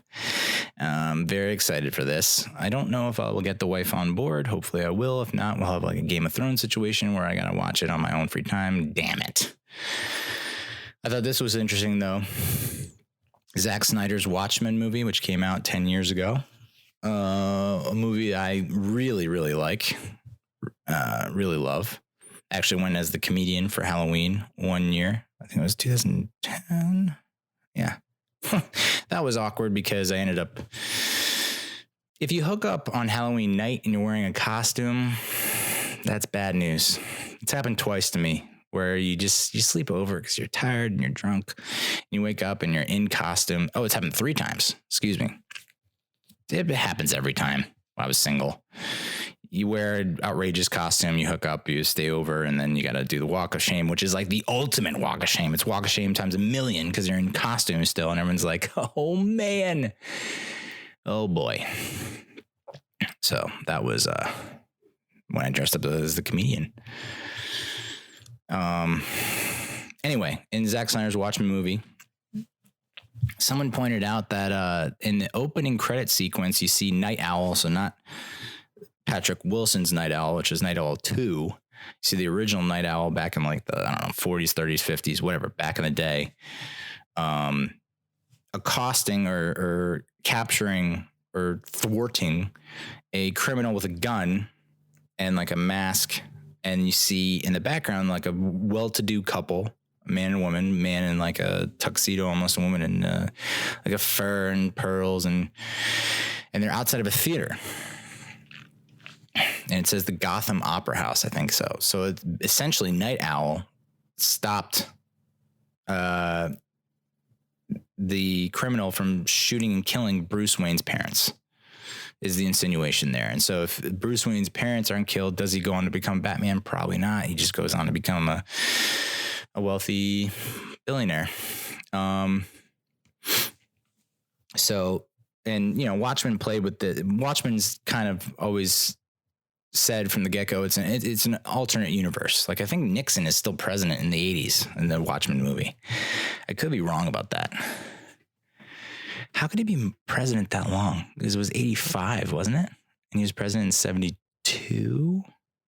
I don't know. I think Nixon was like still president in the Watchmen movie. So, and it was the 80s. So it's definitely an alternate universe, but it just got me thinking, like, what if there was no Batman? Which is Watchmen DC Comics? Oh, man, I'm not knowledgeable to talk about this stuff. So why do I talk about it? I don't fucking know, dude. I guess, well, if there's no Batman, like, is there no Joker? And if there's no Joker, Gemini Man dominates the box office. No, I don't know. I might have read a blog about that. Like, what if Batman doesn't exist? The article said that, like, if Batman doesn't exist, his villains don't exist, or his arch enemies don't exist. So there's no superhero, there's no super villains. You know, I was going to talk about El Camino and do a review, but it's like, I don't, like, what am I going to say that hasn't already been said? I don't know. It's all right. That's my review. I'm sorry. If you were looking forward to my El Camino review, I apologize, but I feel like it's already been talked to death. It had a weird premiere time at like 2 a.m. I didn't watch it when it came out 2 a.m. I watched it later on that night on Friday night. I think on Friday night. And, you know, I was never a big fan of Jesse Pinkman. He reminded me of a kid I went to high school with who was a real raging asshole. And so I already had that swimming around in my feels. So I never really felt for Jesse. I mean, you know, and when I first watched Breaking Bad, I mean, I didn't watch it week to week. I did like a whole binge session in like, I want to say May 2014. So even after this season, was it 2014? Yeah. So I tore my ACL playing football at Hoboken High School field. I was 30 when it happened. It was flag football. And that was March 2009. So that's the first time I fucked up my left knee. And then I came back and I went back to that same field playing the same flag football game. And I tore my meniscus in October. It was Halloween night, 2013. The day after that, I met my bride-to-be, my wife, on our first date. I bring that up because I then ended up having surgery like months later because our fucking healthcare system is bizarre and sucks. It's like it takes months to get an MRI. It takes months to get an appointment, to get a diagnosis. It takes months. And it's just like, and I love always, well, if I was a professional athlete, and then everyone goes, well, you're not a professional athlete, Neal. And I'm just like, I fucking know. But does it have to be such a drop off? Like the professional athlete, the moment it happens, and sorry to snap my fingers and give everyone who's ever torn an ACL PTSD. I just got the shivers myself. So I apologize to myself and to you for snapping my fingers. But at the same time, it's like, do we need a professional athlete has it happen, immediately gets examined by a doctor, immediately gets sent to a hospital, immediately has surgery, immediately. And it's like, can we just cut down the time gap between it happening and the surgery? It happened October 2013, 31st, 2013. I didn't have surgery to fucking May. It was March or May. And so, you know, they give you meds and you can't do work on those meds. Good luck. And so I was out a week, maybe 2 weeks, just because I couldn't move, A, and B, it's like, even if I were to get on a computer and try and do work, you know, like who knows what kind of email I would send back to a client or partner or vendor or whatever, you know, to my boss. Like it could go in some bad places. So best play it safe and stay out. And so I just watched Breaking Bad. I binged the whole series on Percocets, which is, it's funny when you think about it. I mean, that was, I had like, I wanted to get a burner phone. That's how into the show I was. It was like, I was convinced myself I need to get a burner phone, and every call I make, I'm going to snap the burner phone in half and get another burner phone. My fucking nose, dude.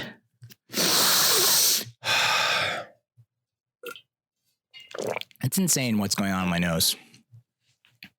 I'd be fine without a nose. Honest to God, I might chop it off. I'm fine without a nose. I don't need it. I don't care anymore. Every smell I smell makes me think of some bad memory. Oh, that's the perfume you wear? That's the perfume my bitch of a first ex-girlfriend wore. You know? It's just fucking nose. Yeah, El Camino, it just basically continues the story. Jesse Pinkman, you know, I guess in the last episode, you see him like driving away from the Nazi compound through the gate in the El Camino. And everyone's like, what happens to Jesse? And so we needed to have a fucking 2-hour movie about Jesse Pinkman and what happened to his ass. Yes, I did feel sympathy for him, and I felt awful for him when because he just got kicked around like a fucking rag doll for most of that last season. And, you know, being held in a cage like an animal. I get it. Having this girl with the son that gets popped. Yeah, I get it. It sucks. Everything that happened to him sucked. So I'm not saying he deserved it all, but it's like, I don't need to see what happens to this guy. He's just going to have more bad shit happen to him. But that was the movie. Well, we catch up with Jesse after he escapes the compound. He goes, hits up Skinny Pete and Badger. He has a bunch of flashbacks. And he's just trying to relocate, but he needs the money to relocate. So he goes to Todd's place. Jesse Plemons, played by Jesse Plemons, who everyone's talking about how he gained it's unfortunate, but yeah, he gained a lot of weight since Breaking Bad went off the air, and he doesn't look the same as he did when it was on the air. So everyone was commenting on that, and it's just like, you know, you hit a stage in life where it's like, who cares? I'm obviously not going to be Mr. Universe. I'm not winning any competitions because of this body. And it's like, what? I'm going to work my dick off to get a body to then what? I have to continue at that pace, that insane pace. So I feel you, Jesse Plemons. Fuck the haters. But yeah, so Jesse goes to Skinny Pete and Badger. They switch cars to throw off the authorities because the LoJack has been activated. He ends up going to Todd's old place, and he just tears it up looking for this money and finds it in the fridge. Then 2 cops come. You find out that the cops aren't cops. They're actually, one of them's the welder who welded the contraption that Jesse was attached to when the Nazis were making him cook meth.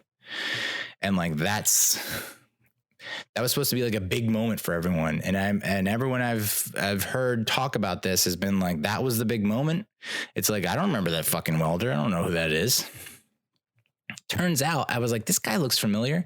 That's Jimmy from The Mick, one of the most underrated comedies. I don't even think it's on the air anymore, which sucks. And it stars Dee, Caitlin Olsen from Always Sunny, but it has this guy Jimmy who plays Dee's, Caitlin Olsen's kind of boyfriend, partner, friend, who's like this, was a high school phenom baseball pitcher, but then like he got caught up in partying or whatever, and he's like kind of a bum now. And I'm like, man, you are me, I am you, and I get you, and I love you. So if you haven't seen The Mick, I would suggest binge watching that and pay specific attention to Jimmy because he's an amazing character. He looks completely different in El Camino, though. He's like, doesn't have the goatee-ish facial hair or the long hair. It's all like slicked back and black, and he looks different. You're just like, something. It took me a while, but it's like, I don't know. Best moments are probably when, Jesse figures out the cops aren't cops. I mean, I figured it out when the cops are like, here, hand me that like wire. It's like, well, if you're a cop, you'd have handcuffs. So it's like that moment. Still snapping. Love snapping the fingers. It's a good way to emphasize a point. You snap. Bullet point, bullet point, bullet point. Show's gone off the rails. Fuck. Yeah, so that was a good moment. The moment where they have the kind of the Wild West showdown, and people are like, when it's happening, you're like, this is odd. But then it's like, if you've ever done cocaine, like this makes sense. It's like this Wild West shootout makes sense if you're all on cocaine. Yeah, I get it. Because the welder, played by Jimmy from The Mick, is like, you feel invincible, and you're like, oh, I mean, I'm a badass. I have this money, and this punk is going to come and try and take my money. And even though it was only $1,800, which, I would be, yes, I would be a little reluctant, but it's like, you got a shit ton more money, dude. It's almost like hand him the $1,800, but like, you got to get something in return. That's all. But when you're on cocaine, you don't think about that kind of stuff. So I've heard, right? Yeah. Mm-hmm. So that was cool. The Wild West shootout. Even though it's like, Jesus Christ, you guys are point blank and you're not hitting anything. It's just like the amount of bullets wasted by inaccurate shooters. Phenomenal, like just crazy. So that was cool. And then, the rest of it is really just, Jesse getting away, flashbacks to him with Walter in the diner, flashback to him with Jane, I guess, who's played by Kristen Ritter, which was a like toxic relationship, wasn't it? It was like, I guess, I don't know. I just don't think it makes me think of Christopher Moltisanti from The Sopranos and the real estate agent. Like, yes, they have this like strong bond, but it's held together by drugs and alcohol. And it's like, it's not the bond that's sealing it together is not great. And it's going to end up being your downfall. So from what I remember, that's exactly what was going on in Breaking Bad with Jesse and Jane. Is that, he found someone that loved him and whatnot, but they also love drugs more than being in a sober relationship, I think. Then there's also the woman with the son, and he writes a letter to the son, Brock, I guess. I don't know. I probably should have rewatched the last couple episodes of Breaking Bad before diving into that. So that's on me. But I guess it's good to see Jesse, got away and is doing well in Alaska. Godspeed. You're in God's country. I guess that's what they call it. Decent movie. But I don't think it's going to like, people are going to be like, it's going to enhance. There are plenty of Easter eggs. I found that out after going to the IMDb trivia page. It's like plenty of little fun Easter eggs that the director, Vince Gilligan, puts in. So if you're like super diehard Breaking Bad, you can pick up on all the little things that he tipped off and have those little endorphins go off in your brain as chemical reactions. But I think it missed a lot of the elements that made Breaking Bad so great.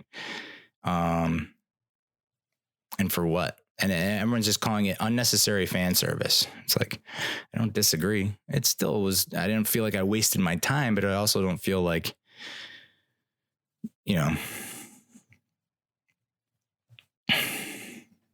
like there's not going to be any sequels or anything like that. It's not continuing the storyline.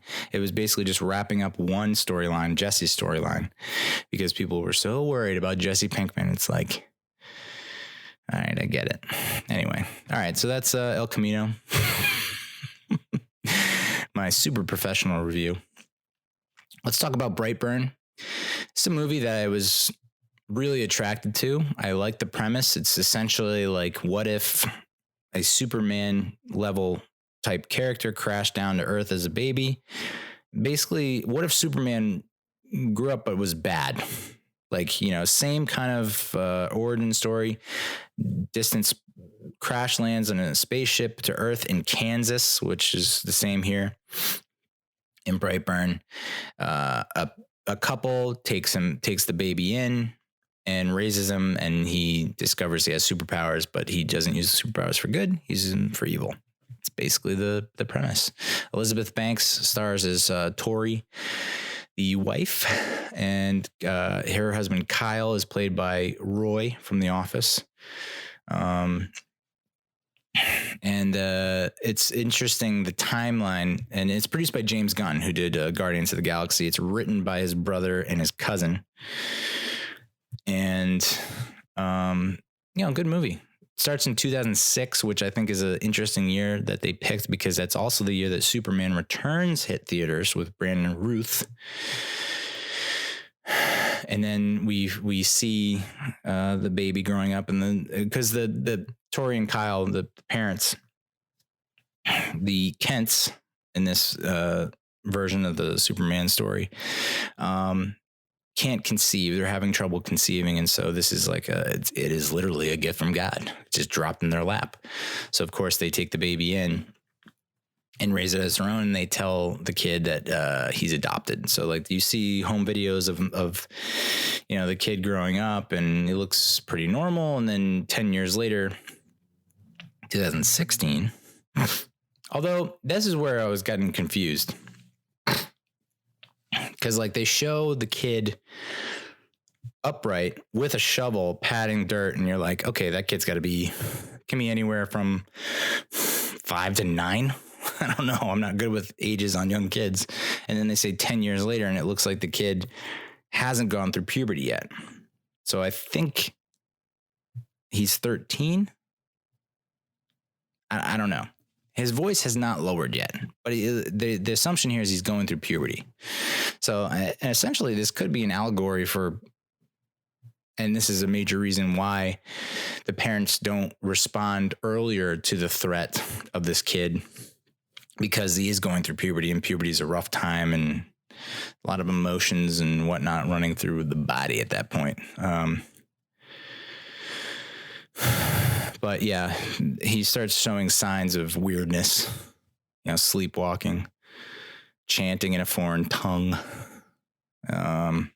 his ability to just like stick his hand in a running lawnmower and have the blade stop and not be affected by it at all. The kid that they got to play, Brandon Briers is the character's name, who's like essentially the Clark Kent. The kid they got to play that character is just awesome. I thought he did a great job. Very creepy, very spooky. And like even the costume that he has is just like super creepy. It's a homemade costume, but it's like I don't even know how to describe it. It looks like a sweater, corduroy sweater, not corduroy, but like a cord sweater with like shoelaces across where the nose and the mouth would be. And I don't know what the inspiration is or what it's supposed to look like, but it's creepy as fuck. Great job there. Where he kills. So he's kind of infatuated with this girl that sits in front of him in class. And so he doesn't know what to do about it. His dad talks to him about, and so this is kind of a comedic, which should be a comedic misinterpretation or miscommunication, because the dad talks to him about it and is like, it's okay to play with it, and it's okay to it's okay to this, okay to that. And so the kid kind of takes that to the extreme and ends up like essentially stalking this girl and like being in her room and like turning on her computer and kind of harassing her. Ends up breaking her hand because she calls him a creep or a pervert. And then the mother gets involved, and her mother gets like just, I don't wish this death on anyone.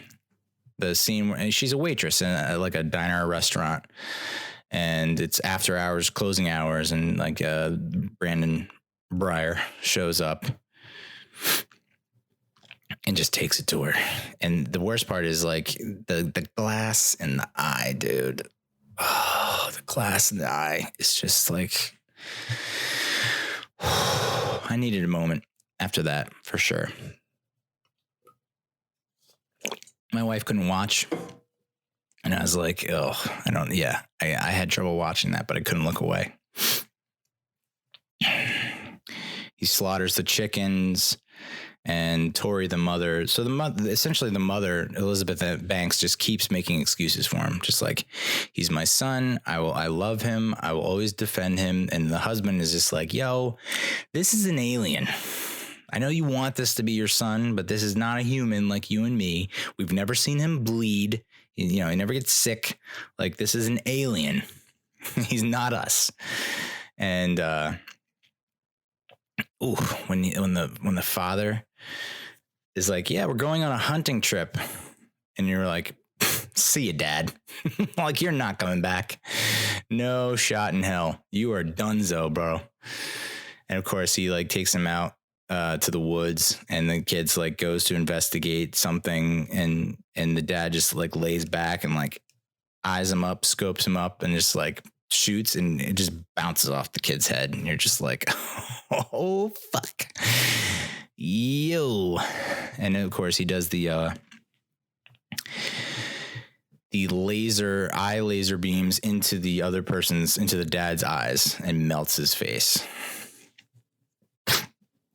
which we've now seen twice, or I've seen twice. If you've ever watched a certain show on Amazon Prime Video that's also about superheroes, I don't want to spoil it. It rhymes with the toys. But just gruesome shit. Like, so the waitress, the glass in the eyeball is just that was pretty bad until you see what happens to her later on in the movie. And you're like, oh, that's worse. Glad we did not see that. But even worse death.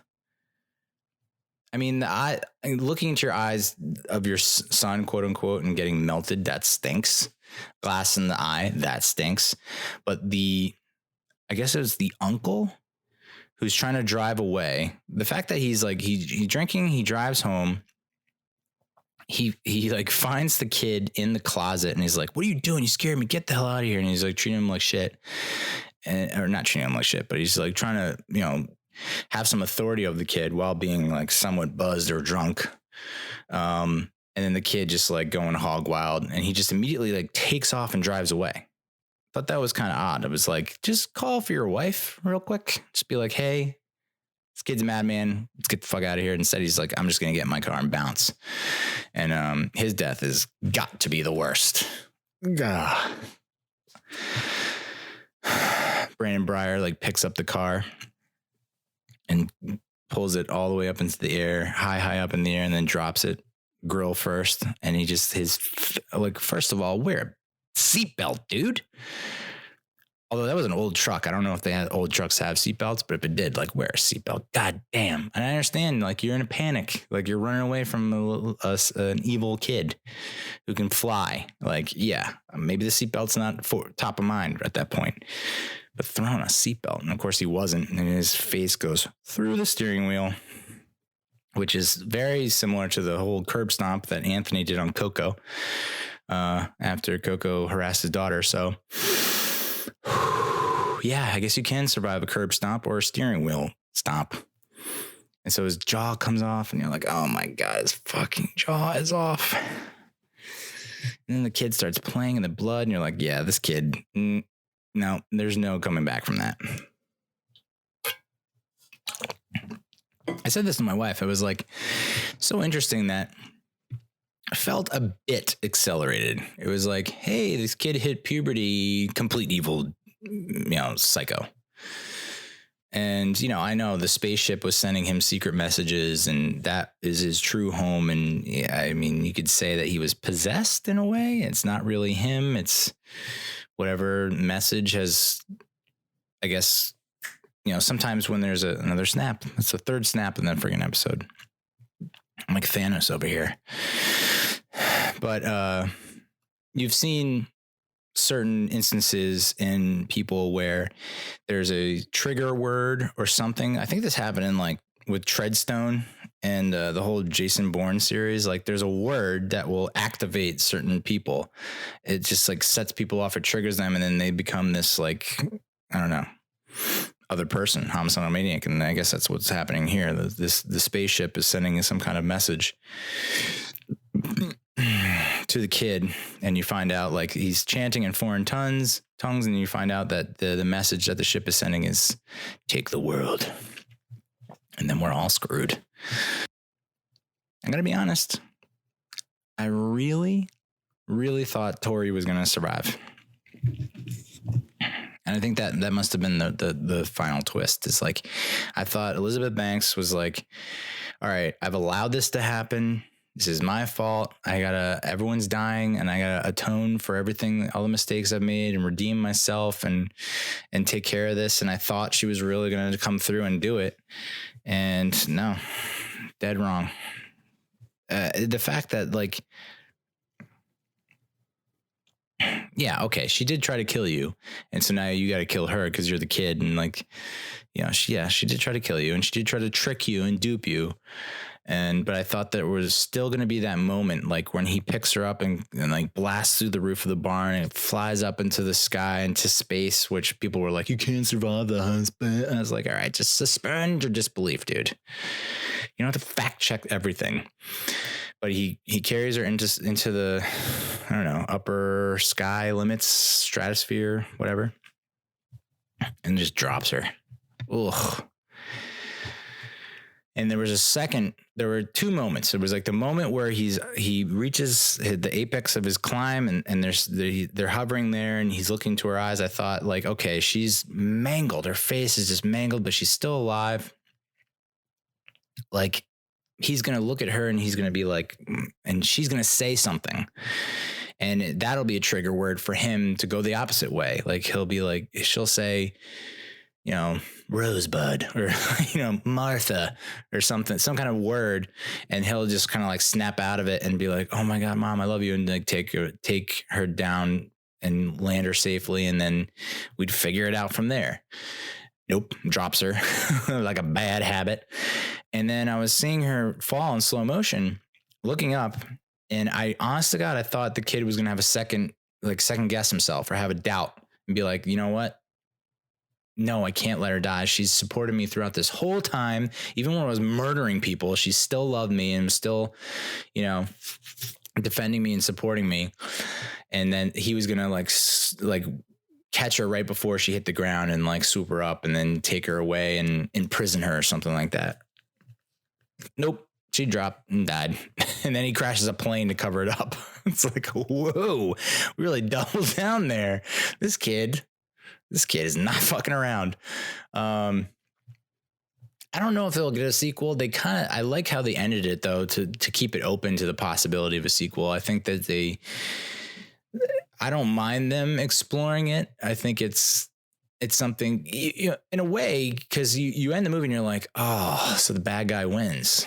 And it's like, I didn't like what the bad guy was doing. Like, I didn't like the bad guy wins. So you kind of have that feeling like, oh man, oh, well, I want to see this kid, like, you know, I don't want, you basically end up with, there's like a YouTube video of this conspiracy theorist who is like putting the pieces of the puzzle together, and you know, see Brandon Breyer in his cape and he's like flying around causing destruction and mayhem. But then you see all these other different villains wreaking havoc, and the conspiracy theorists talking about it. And it's essentially a bizarro Justice League. So Brandon Breyer is like the evil Superman, but then you see he's talking about a woman who chokes people out with her ropes, which is supposed to be Wonder Woman.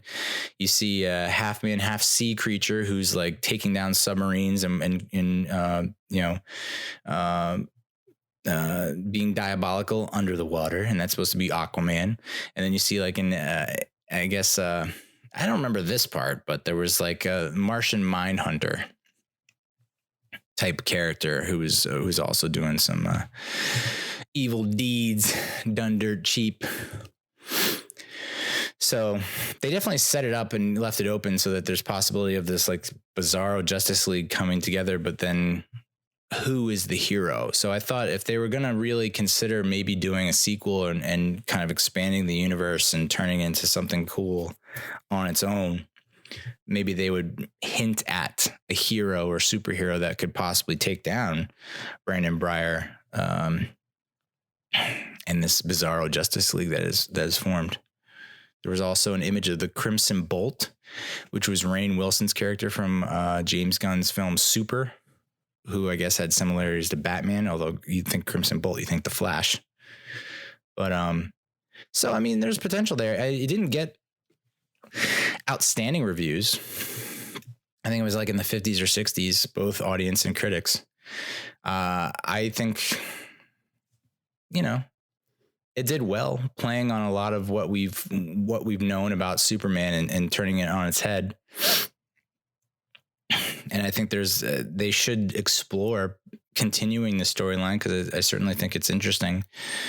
You know, who is the superhero in this instance? If there is no Superman, who is, you know, is Lex Luthor, like in this bizarro, twisted, alternate version of Superman? Is Lex Luthor the hero? You know, could be interesting. So, although I would think the Guns have their plates full with Suicide Squad and all that. But definitely give it a watch if you haven't seen it. And if you haven't seen it and you just listen to me talk about it, what are you doing? You got to know by now, I don't know how to give non-spoilery reviews. So let's talk Mets. This is going to be quick this week with the Mets. I mean, there's too much speculation and rumination and gossip going on right now to like make sense of it all. I mean, the Mets are taking their time, which I guess is good. They're being thorough, which is nice, methodical. I'm always a fan of that. You don't want to rush into a bad decision or bad judgment, but at the same time, some other team just could swoop and scoop. My wife calls it swooping. You swoop in and scoop our number one candidate, and then we're like, oh, we'll just go to our number two candidate, and then number two candidate's gone, three is gone. It's like, move a little bit quicker.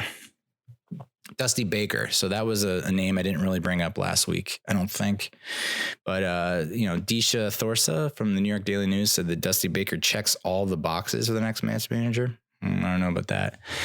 He is 70 years old, which, the ageist in me is like, no, it's not, come on. But then again, our president is 70 plus years old. Our pitching coach, president of the United States, I should mention, not president of the Mets. President of the United States is 70 plus years old. And our pitching coach is like 80 something. So I don't know. Dusty's a 3-time manager of the year. He's made 9 trips to the playoffs, 7 winning seasons out of 10 in San Fran. Dumped by the Nats after 2 straight 95 plus winning seasons, which is a joke. That's why the Nationals fucking suck. But yet they're going to win the World Series this year. So maybe they, what the fuck? The Nationals, dude. I've never been more wrong about a team. I thought, all right, they lose Bryce Harper, so obviously maybe they'll make the playoffs, but even if they do, they're not going to go far because they couldn't even win with Bryce Harper on the roster. And of course, they're now a game away from going to the World Series. What is going on with the Cardinals, dude?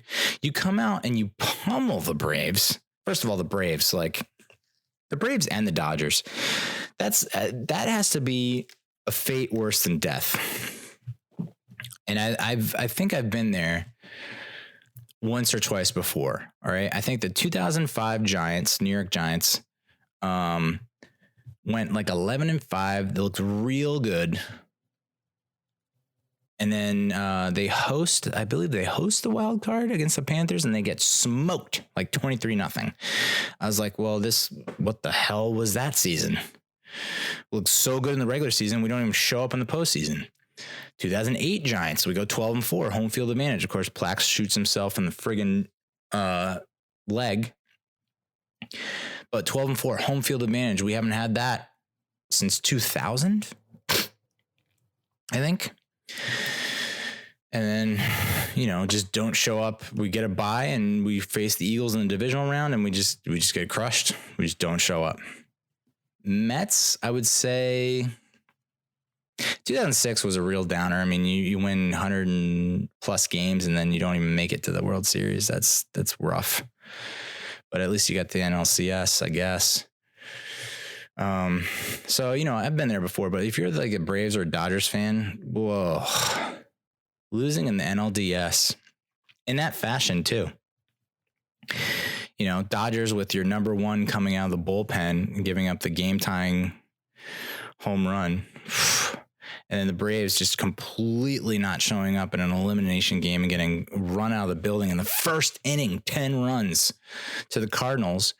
To the Cardinals then gloating and being like, we kill the Braves, we kill them, and like getting all hyped up, and then just not and basically are getting swept by the Nationals. Strasburg and Scherzer are pitching out of their minds right now. They're putting up record performances.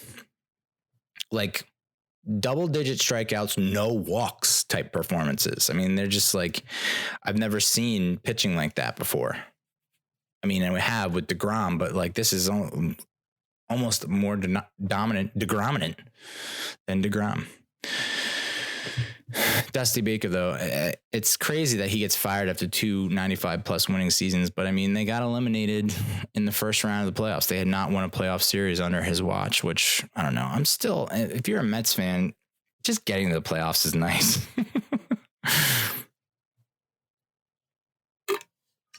So I wouldn't mind just getting to the playoffs. It'd be nice. But you still would like to have a nice showing in the playoffs and not get run out of the building in an elimination game or, have a record. I mean, the Dodgers won the NL West in fucking August. Oh, my God. And then they didn't even make it to the NLCS. I mean, the Seattle Mariners, 2001. I don't even know if it was 2001. They had like 108 wins, 110, 120. They had an outrageous amount of wins in the regular season. And then I don't even think they won. They went to the ALCS. I don't know, dude. That'll really take the wind out of your sails. I'd rather squeak in. I'd rather do what the Nationals are doing and just squeak in last week of the season and then just ride that momentum right through the World Series. So kudos to them. It sucks. If it ends up being Nationals Yankees, who are you rooting for? I don't know, dude. I guess, I mean, you can't root for the Nationals. Can you? There are a lot of Mets fans that hate Yankees fans and hate the Yankees, and I just do not care. I don't care. I don't care. They're in our city. Great. Different league. American League, National League. I care about the motherfuckers in our division. The Braves, the Phillies, the Nationals, the Marlins. I need those teams to lose. I do not want those teams winning because we play them more than any other teams. They are our rivals. Yes, the Yankees are our rival in the city, and it's nice to have a Subway Series and that rivalry and all that jazz. They have 27 championships. Have you heard? Not sure if you've heard because they only say it every other time they speak. So it's like, what's the difference between the Yankee fans saying, oh, we have 28 rings versus 27? It's like, it's an unfathomable number. The Mets have 2. It'll take us, if we win the World Series next year, it'll be the year 2045 if we win the World Series every year from next year, just every year from that year. It would take us 25 straight years of winning a World Series for us to compete with the Yankees because they will always use that 27-28 bullshit. And you got to be like, well, most of those came in the 20s and 30s when like people were eating 11 hot dogs and 4 million Cokes, and like, smoking cigars in the dugout. Like, so I don't know. I just don't think if the Yankees want to go and win the World Series, great. I do not care. The Nationals going to the World Series and winning, that sucks because they're in our division. We have to face them more often. We have to face their quote unquote fans more often. They'll have that ammo in their back pocket every time we face them. World Series. You went and you couldn't win. We went and we won. To me, that gets under my skin more than a fucking Yankees fan who's like 28, dude, 28. And if you're a Red Sox fan, do you want the Yankees to go to the World Series? No. And win? It's like when the Phillies were playing the Yankees in the World Series in 2009, 10 years ago. I'm not cheering for the Phillies, dude. What, are you crazy? So... But Dusty Baker, back to the lecture at hand.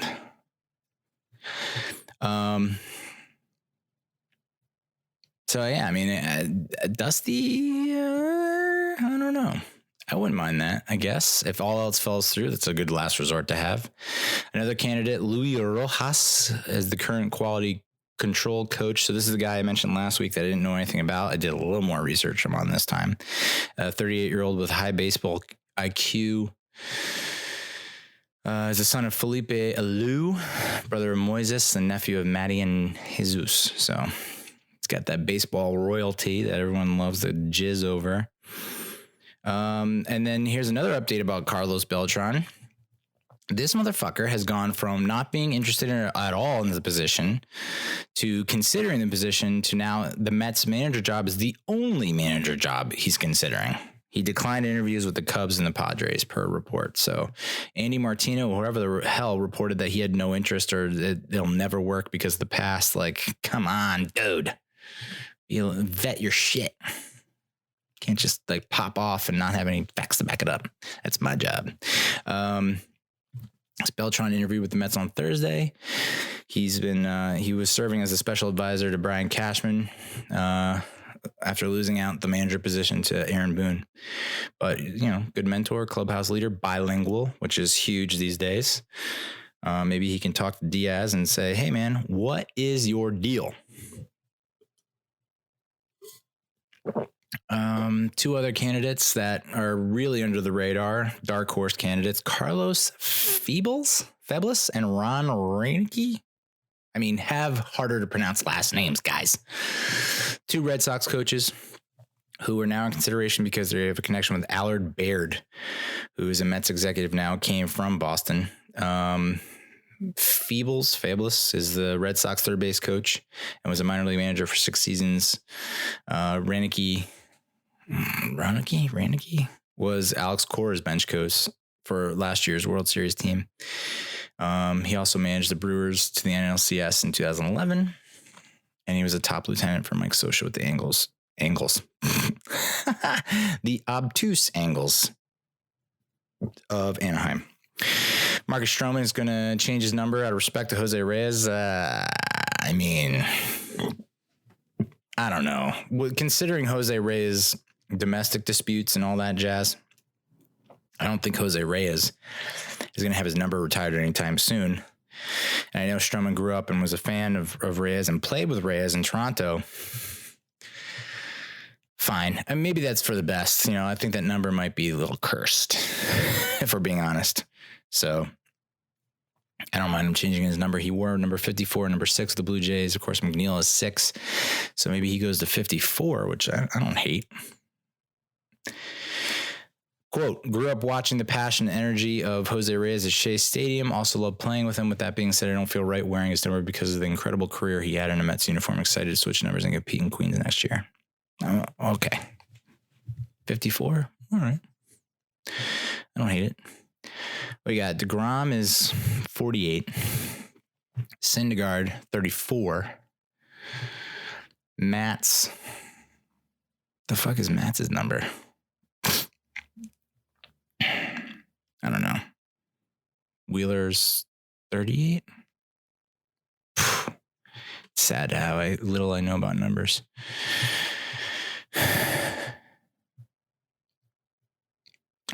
Rising Apple, which is a fan-sided property. Boo. They have 5 Mets, and their articles are all like shitty slideshows and stuff. So I'm kind of wondering why I'm deciding to mention this, but 5 Mets. It was an intriguing headline, I guess. 5 Mets offseason predictions with the rosters and coaching staff. 5 Mets offseason predictions. Mets trade J.D. Davis or Dominic Smith. I don't think they get rid of Dom because they still need depth behind Alonso. I mean, I know McNeil can play first, but I just don't think you can just run anyone out at first base. I don't know. It could end up costing you. Of course, it's like how Pete played basically almost every game this year. I think he did play every game. So it's like the opportunities will be rare to make a mistake, but at the same time, you don't want someone in there. Should Pete get hurt, and then it's like a late inning game, and then an error costs you the game. You need every win you can get. So Dom Smith probably doesn't get traded, and unfortunately, I think JD Davis is like the guy who's going to get traded only because of the salary situation. We're so tied to these guys that we signed a huge mega contract, so we cannot unload them, so we are forced to play them. Brody Van Wagenen, you done did it again. Number 2, Zach Wheeler signs with the Braves. I mean, how many times are we going to help out the Braves and the Nationals? We just keep allowing them to sign contributors. That's good. That's a fate worse than death. I've said that twice now, but it's just rings true. Zach Wheeler to the Braves, man. I cannot have that. We cannot have that. That's bad news. Just get him out of the division. That's your first priority, is to try and, like, I don't know, convince someone else to in the American League to pick him up. Number 3, Joe McEwing will be the manager, with the potential of Edgardo Alfonso down the line. I don't like that at all. I don't know. I don't know enough about McEwing as a manager or as a coach. A great utility player, but I don't know anything about him as a manager or coach. But off the bat, I'd have to say hard pass. That's a no. Edgardo Alfonso, I'm almost more open to for some weird reason, but I think I've heard more about his coaching, thus far, and how he's doing such a great job in the minors. So I'd rather have Alfonso over McEwing. Number 4, Seth Lugo moves to the starting rotation. I mean, he wants it. I know Lugo wants it. The issue becomes, if you let Wheeler walk and Lugo comes in, and maybe you deal Mats, like what do you do with Mats? Then you don't have any lefties in your rotation. So, I mean, Lugo should help soften the blow of losing Wheeler. But then you have a huge hole in your bullpen, and you have to think about picking up a lefty. What do you do with Mats? I mean, I guess you have to keep him in the rotation, but do you move Mats to the bullpen and bring in a lefty starter? And number 5, Mets will add a position player in free agency. And he had mentioned what I had mentioned last week, Starling Marte from the Pirates, center fielder. But he also mentioned Mallex Smith of the Seattle Mariners. I don't know dick about that guy, but I haven't seen much. I haven't heard or seen much about him. So I hope that's not the move. Sounds like another Keon Broxton in the making. No offense, Keon. SNY had an article. These 3 Mets seen as weaknesses could actually be assets in 2020, and no real surprises here. Robinson Cano, Marcus Stroman, and Edwin Diaz. I mean, Stroman didn't pitch. The first half of his Mets tenure didn't pitch as well as we would have hoped. And in the last half, yes, he did. I thought he pitched it right where we need him to pitch. He ended up being 4-2 with a 3.77 ERA, and we went 8-3 in his outings. And DeGrom must look at those numbers and be like, what the F? Like, why can't this happen for me? His results, Stroman's results in 11 starts with the Mets net out to a 4.0 WAR. And, if you can, that would be good for third best on the Mets if that happened over the course of a full season. So I don't know, dude. He's got that magic touch. He's like, it's like the opposite. DeGrom must look at him and be like, can you just give me some of that mojo? Diaz, he has to bounce back. I cannot see him having another disastrous season. And it's like, I don't know, how long do you give him? Like, what's the leash like in 2020? Like, if he comes out that first month and is just dreadful and doing the same shit he's doing in the second half of this past year, what do you do? I think it's a gamble. It's a risk, but I don't know. Opposing hitters had a 387 batting average on balls in play against him. And the writer says, which means Diaz may be right when saying hitters were getting lucky against them. You could pin it on the juiced balls. Let's see what happens without the juiced balls. But a lot of it was he just wasn't able to locate his fastball and his slider. I mean, he missed a lot of pitches, and that could be caused to the ball, the slipperiness of the ball that Noah referred to. But I think he'll have a bounce back year. I don't think Cano's going to have like a crazy good year. I think he's going to miss, 30 to 60 games. He's going to miss 30 to 60 games a year from now on. Thank God we have Jeff McNeil. Maybe Jed Lowry is able to fill in and do something, but Cano is not going to give you 160 games. He's not going to give you 130 games. He's going to give you like 90 to 120. And what he does in those games, play average baseball. So what are you going to do? But Stroman and Diaz definitely bounce back years. Cano, I don't know. Yeah, so that's Mets talk. Pretty shitty segment. Let's talk Giants. So the Mets are kind of in limbo. They're kind of trying to figure stuff out. It's going to be an interesting offseason, but there's stuff to look forward to. The Giants might have something cooking here. I know that they got on paper, and this is the same thing that happened in the Vikings game. We were in the Minnesota Vikings game. We were in that game for a very long period. It wasn't like we were losing by 18 the entire game. We were very close to making it a tie ball game if one or two plays go our way. Patriots game on a short week without Ingram, Barkley, Shep. We go in there and we stick it to the defending world champions, okay, for 3.5 quarters. We were tied or within a touchdown of the Patriots until 9 minutes left in the fourth quarter. I mean, if you had told me that on Wednesday or before the game started, I'd be like, again, you hate to say moral victory, but it's something to build on. It is somewhat reminiscent of the 2007 finale between the Giants and Patriots when we stuck it to them then. And we went punch for punch and we kept up and we almost beat them. And we didn't even have, and this, I mean, that's 2007 when I think we were like basically fully armed to the gills. We had our full arsenal. This one, our offense was like nothing. You know, John Hillman, dude, screen pass, fumbles the ball, touchdown, Patriots, puts the game pretty much out of reach. You know, you're costing us games with these fumbles, dude. And that's why he was released, although I heard he was just signed back to the practice squad. So what do the Giants do? They cut Hillman, and they signed Javorius Allen, a.k.a. Buck Allen, who used to be a running back for the Ravens. And the intel on him is, well, he's 6 foot 218, but he plays bigger than that. Those sizes indicate. He can be used as a fullback.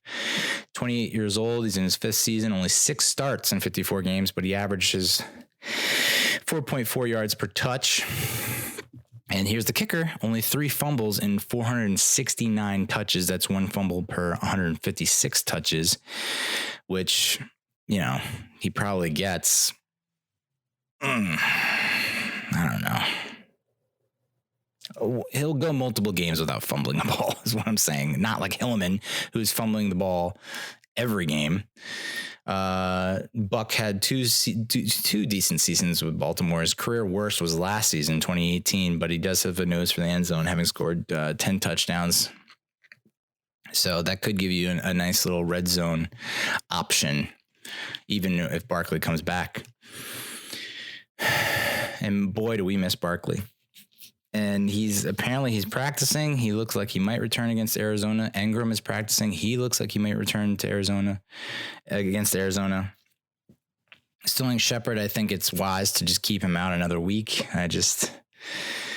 Someone needs to do like a deep dive on that guy and just figure, like, let's really be as thorough as possible with Sterling. Like, let's not jeopardize his future just for a game against the Cardinals, especially when Golden Tate is now showing you something. I mean, Daniel Jones didn't have many options in that Pats game. And yes, it was the worst game of Danny's career. He looked bad. You know, he waited too long to try and make a play, to wait for something to develop. And then when he threw the ball, he got his arm hit, interception. He throws a little bit behind in a windy environment. They mentioned it multiple times. It was very windy there. So he throws it kind of behind Golden Tate, and the wind takes it, gets tipped, interception. So those two, it's like, you know, those seem like rookie-ish mistakes. Like it could have gone, if his arm isn't hit, it's not a pick probably. If it's not windy, does the ball not go behind Tate and does it not get tipped? And, you know, so those are kind of just freakish interceptions that you can't hold against them. The last interception, though, you're driving into Patriots territory. You have Elijah Penny do just a basically run 5 yards and stop in front of you, wide open, and you decide to force it on the right to Rhett Ellison against, I guess, Stephon Gilmore, and that's a pick. And that ruins a drive that had potential for points. So on the upside, you know, the offense kind of stunk. despite, Golden Tate looked good for the most part. A hell of a play on that, the deep throw and the touchdown, and was able to get open here and there. So going forward, it looks like he could be filling nicely for Shep. But the big story here is the defense, I think. And yeah, you look at the final score, 35-14. You're like, oh, Giants got blown out again. It's like, you didn't watch, because the defense kept us in the game. I mean, the strip sack from Lorenzo Carter and the return by Marcus Golden, one of the greatest fumble returns by an outside linebacker I've ever seen in my life. The sheer determination and fortitude on that return, the ability to just stay upright and to reach for the goal line, stretch for the goal line and score. I mean, that's he's been huge. And I hope I think he's going to be a free agent either next year or the year after. They just sign him. I think he's shown you enough this year that it's like you're willing to risk it. We also re-signed Benny Fowler and released Nate Stupar.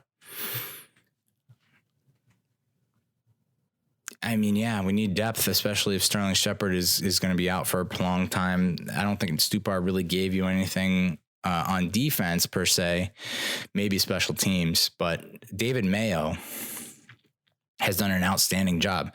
And I know I was a little bit critical of Mayo last week, but overall, bird's eye view, you look at his how he's performed filling in, and he's done a great job.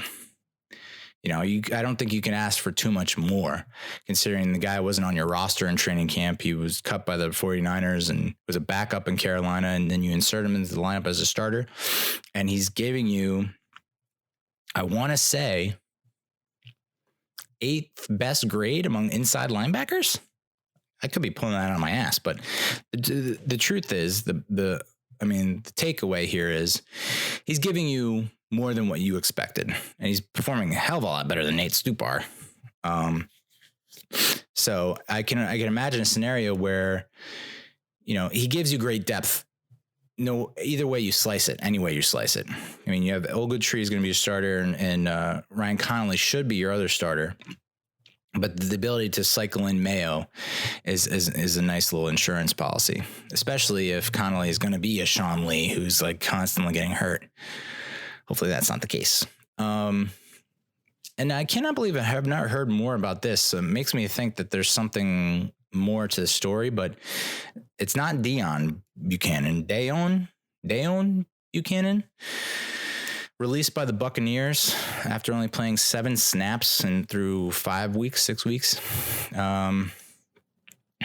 He's only 27. He's 6 foot, 211, kind of a linebacker, strong safety hybrid, a la Tay Davis. Giants are one of 4 teams interested in signing him, and he played for Betcher in Arizona for a few years and averaged like 80 plus tackles before a drop off season last season. So curious as to why they haven't signed him yet. Makes me think there's like character issues or something else going on there that might get revealed later. But if there isn't, I mean, you got to give him a good hard look and maybe sign him. There was another linebacker who just got released, Zach Brown, by the Eagles. After he made those comments about Kirk Cousins, which, Giants fans, I know we've had a pretty shitty, weird season this year. Got off to a rough start and then kind of come up and we were feeling good about ourselves. And then the past 2 weeks, we've been kind of moral victories, I guess. We're 2-4, but we're 1 game out. The Cowboys looked like trash against the Jets, the winless Jets. And maybe, the Jets aren't who we thought they were, with Sam Darnold back and Le'Veon Bell in the backfield and Robbie Anderson going deep. And it's like, maybe they have the pieces on offense and maybe the defense is gelling. So the Jets could be a team to watch out for. I cannot believe I'm saying that after the kind of the stuff that they've rolled out on the field, but they didn't have their starting quarterback or their backup. So Cowboys got a rude awakening. They're now 3-3, losers of 3 straight. And now I think they got to face the Philly on Sunday night, which that should be a fun game to watch. I'm almost more excited about the Eagles-Cowboys game than I am the Giants-Cardinals game. And the Eagles are 3-3 after getting smoked by the Vikings. And they did get smoked. I mean, yeah, they came into within. Did they come within a touchdown? Maybe 10 points. But, and I know we got gashed and Kirk Cousins diced us up, but not like he did to the Eagles, dude. I mean, he was dropping bombs left and right. So, but Zach Brown, the Eagles linebacker who used to play with Cousins in Washington, said that Cousins would be the reason why the Vikings won't win. And of course, Cousins had a stellar game. So maybe that's why they released Brown. Another linebacker to maybe take a look at. But the Vikings, I watched Barstool Sports Advisors with Big Cat, El Prez, and Stu Feiner. And Stu Feiner saying take it for what it's worth from a raving lunatic. But Stu Feiner says the Vikings are a Super Bowl team. And I don't know. I mean, if they can just figure out the NFC North, they have a good chance of, definitely making the postseason. And if Cousins turns the corner, and this is the Cousins we can expect, I don't know, could be. I mean, we forget the Vikings went to the friggin', NFC Championship with Case Keenum. Isn't Kirk Cousins a little bit better than Case Keenum? I don't know. Especially now that Dalvin Cook is at 100% and running the ball like a goddamn animal. So I think we're in an okay spot. I think we get all our offensive weapons back. They stay healthy. Our defense looks like they're finally putting some stuff together. I mean, they only gave up 21 points last night. And if you really feeling generous, they only really gave up 14 points against the Patriots in week 6. That last touchdown, I mean, that's them being come on, offense. We've been on the field forever tonight. I think the Patriots had 40 minutes of time of possession, which is crazy. And I think the same thing happened maybe last week where it's they're just on the field too much. It's one of those things if you put them out there for the average amount of snaps or average amount of time of possession, the Giants defense is going to do their part. But you exceed it and you go beyond your bandwidth or whatever. And yeah, they're going to cave. They're going to crumble. So, what was it? A fumble return for a touchdown, a block punt for a touchdown, which Nate Stupar, why are you in the fucking punter's cleat, dude? Do not be that far back. So that's 14 points. And then, the last touchdown was kind of just our offense isn't doing shit. We give up. But, the defense is they give up a lot of yards, but they hold teams to field goals, or they stop them on goal line stands, or they get turnovers on downs. A lot of opposing coaches think they can go for it and win, and they're not winning most of those battles. Yeah, we give up a lot of yards. We get gashed a lot. Definitely need to cut down on that. But I think the more playing time David Mayo gets, the better he's going to become. He's already looking pretty good. Alec Ogletree, he stays healthy. He's playing probably the best football he's played, at least in a Giants uniform. Your outside linebackers, Marcus Golden, he's averaging a sack per game. Dexter Lawrence is a beast. You have some players on the defensive side of the ball. You just need your coverage to step up. So, and here's an encouraging sign about where they could get help. Sam Beal can return to practice now. He was placed on IR at the beginning of the season, which means he was not allowed to practice for the first 6 weeks of the season, which that's done and gone. So he can practice now, and then he cannot play in a game until week 9. So if he looks healthy and doesn't get hurt again in practice, week 9, We got Sam Beal back, the guy, the legend of Sam Beal, the guy that everyone's been talking about. They're so excited and psyched out of their minds about this guy that we picked up in the supplemental draft, who could be a steal, a gem, a diamond in the rough, that we had to sacrifice a 2019 pick for, I think 3rd round pick for. So there's a lot of expectations for Sam Beal. He hasn't seen a damn snap in any meaningful game, preseason or for regular season, whatever, in pads. But this could be the guy that helps us out in terms of coverage, because I know Grant Haley has struggled. Jenkins has struggled to a certain degree. Baker has struggled. So he can provide you that much needed depth, either in the slot or if we end up trading Jenkins, he could start opposite Baker. The issue is with Beal that each NFL team is permitted to activate only 2 players after 8 weeks on the injured reserve. And right now our options are Kareem Martin and Russell Shepard. It's like Russell Shepard can have a big catch here or there.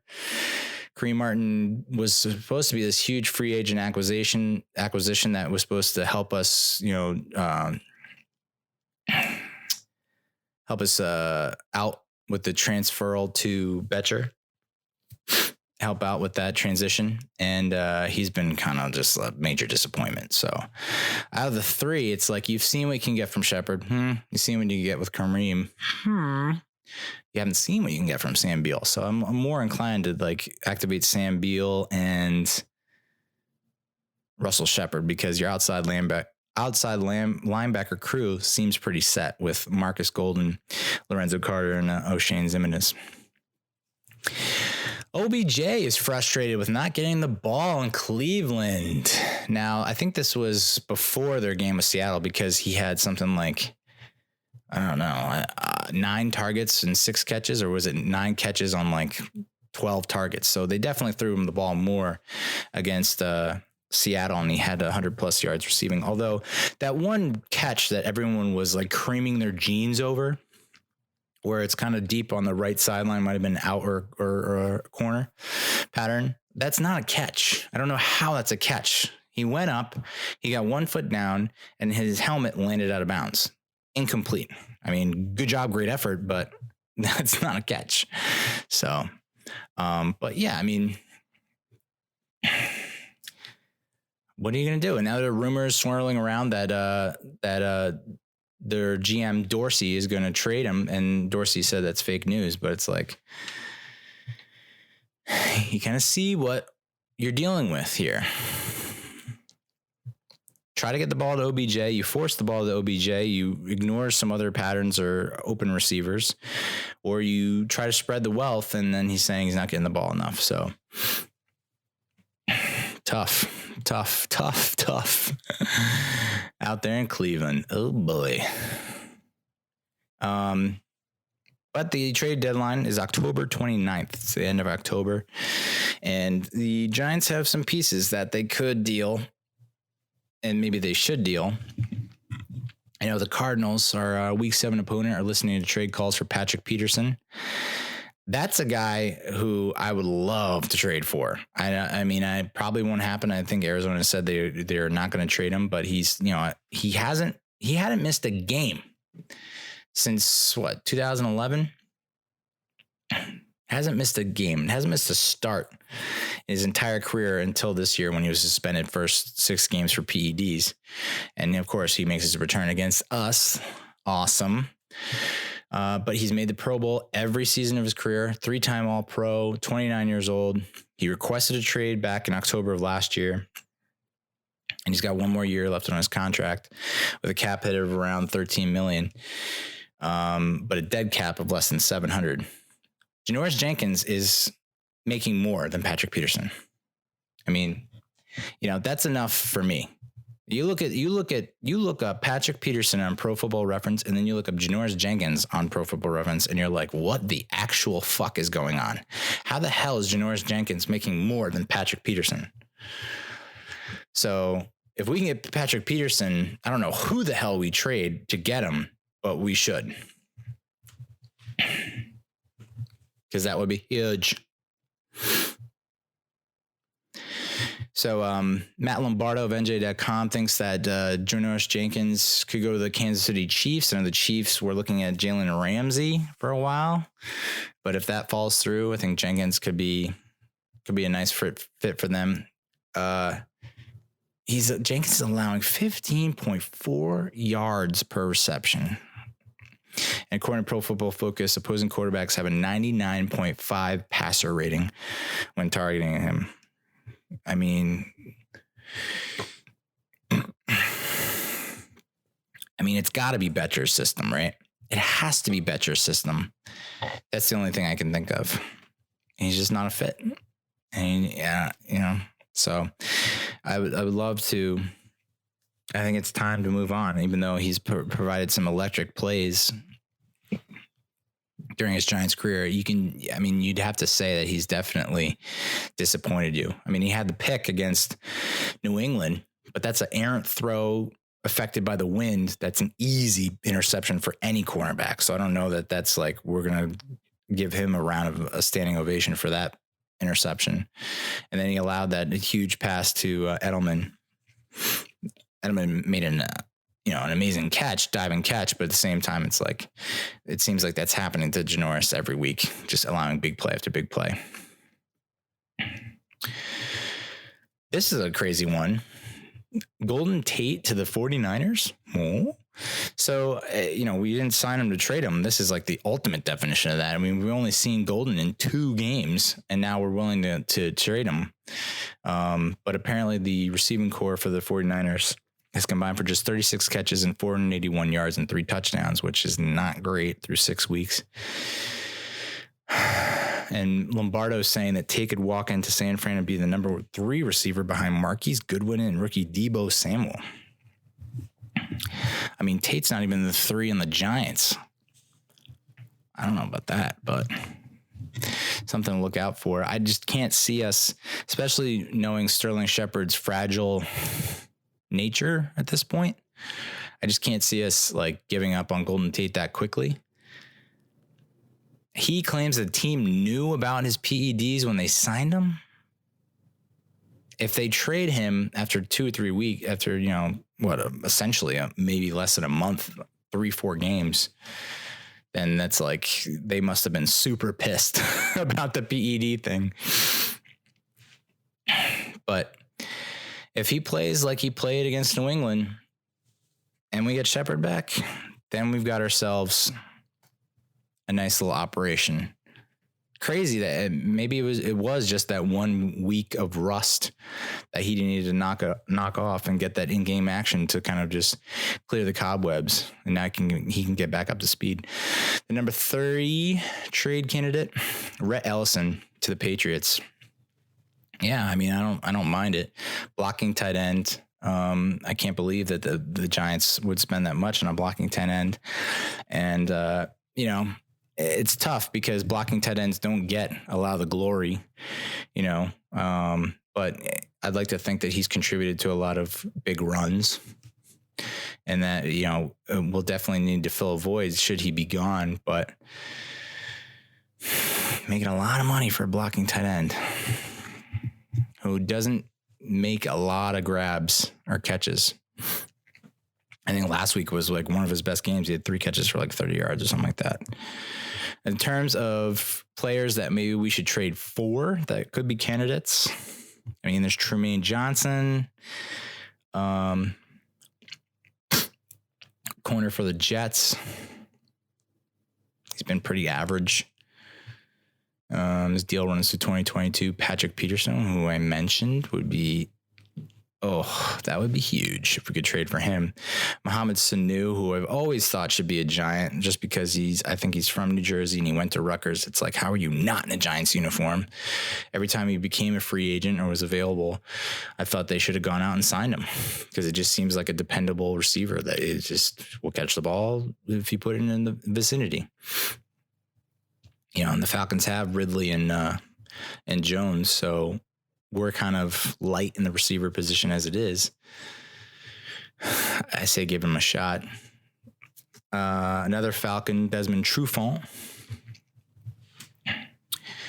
He's having a bit of a down year after back-to-back solid campaigns, but still a viable asset. No guarantees after 29. He's making around 6 or 7 million. William Jackson, Bengals corner. He's every down back on his rookie contract. Salary spikes to 10 million in the 5th-year option, though. Manuel Sanders, Broncos wide receiver. He just had a knee injury, though. Chris Harris, corner for Denver. Denver's kind of turning it around, so I don't know that Denver's going to be in full sell mode, though. I mean, huge win against the Titans, shut out the Titans, big win against the Chargers. So I think even after their kind of slow start, there might be a force to be reckoned with. There's no way we'll trade for Jalen Ramsey. I mean, I don't know why I keep mentioning him. It just seems like it's not worth the hassle. Trent Williams is interesting. Tackle for the Redskins. He puts up pretty similar numbers to Nate Solder, but yet is making like way less, making 7 mil, and he's currently in a holdout. He's been a Pro Bowler the last 7 seasons and is 31 years old, so might be something to consider if you don't want to continue investing in Remmers. But would Trent Williams play right tackle? Or would you move Nate Solder to the right tackle and have Trent Williams at left tackle? Something to stew on, something to put in the old bean and marinate. Devontae Parker, wide receiver for the Dolphins, making around 2.6 mil. Yeah, doesn't sound great. So yeah, I mean, those are the candidates. Obviously, wide receiver is a consideration. Linebacker is a consideration. Possibly O-line, but definitely a corner. If they do decide to trade Alec Ogletree and Janoris Jenkins, you got to look to fill that spot because we're not exactly deep in those positions. So I'd say Jenkins goes before Ogletree goes. Of the Giants that are going to be free agents in 2020, Marcus Golden, I think you definitely re-sign him. Mike Remmers. I mean, he's given you enough. I think he's given you enough to justify another year or two. Michael Thomas, definitely resign. Russell Shepard, I don't know. I would say, gun to my head, pass. Cody Latimer, pass. I mean, Cody Latimer,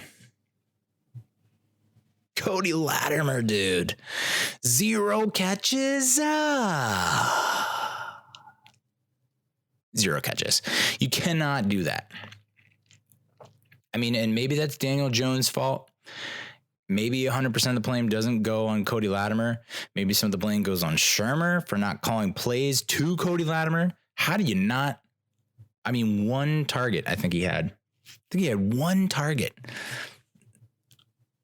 Crazy. You signed this guy. He's earning $1.5 million, 28 years old, and you just didn't use him at all. That can't be a good sign. That cannot be a good sign. I mean, we didn't have anyone. We had Golden Tate, Darius Slayton, Rhett Ellison are your other targets in terms of receivers. And you got 1 target and you got 0 catches.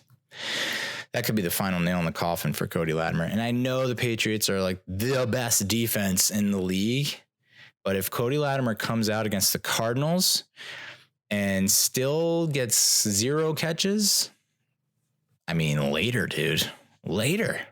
You can't have that. And I know, and he is a great blocker.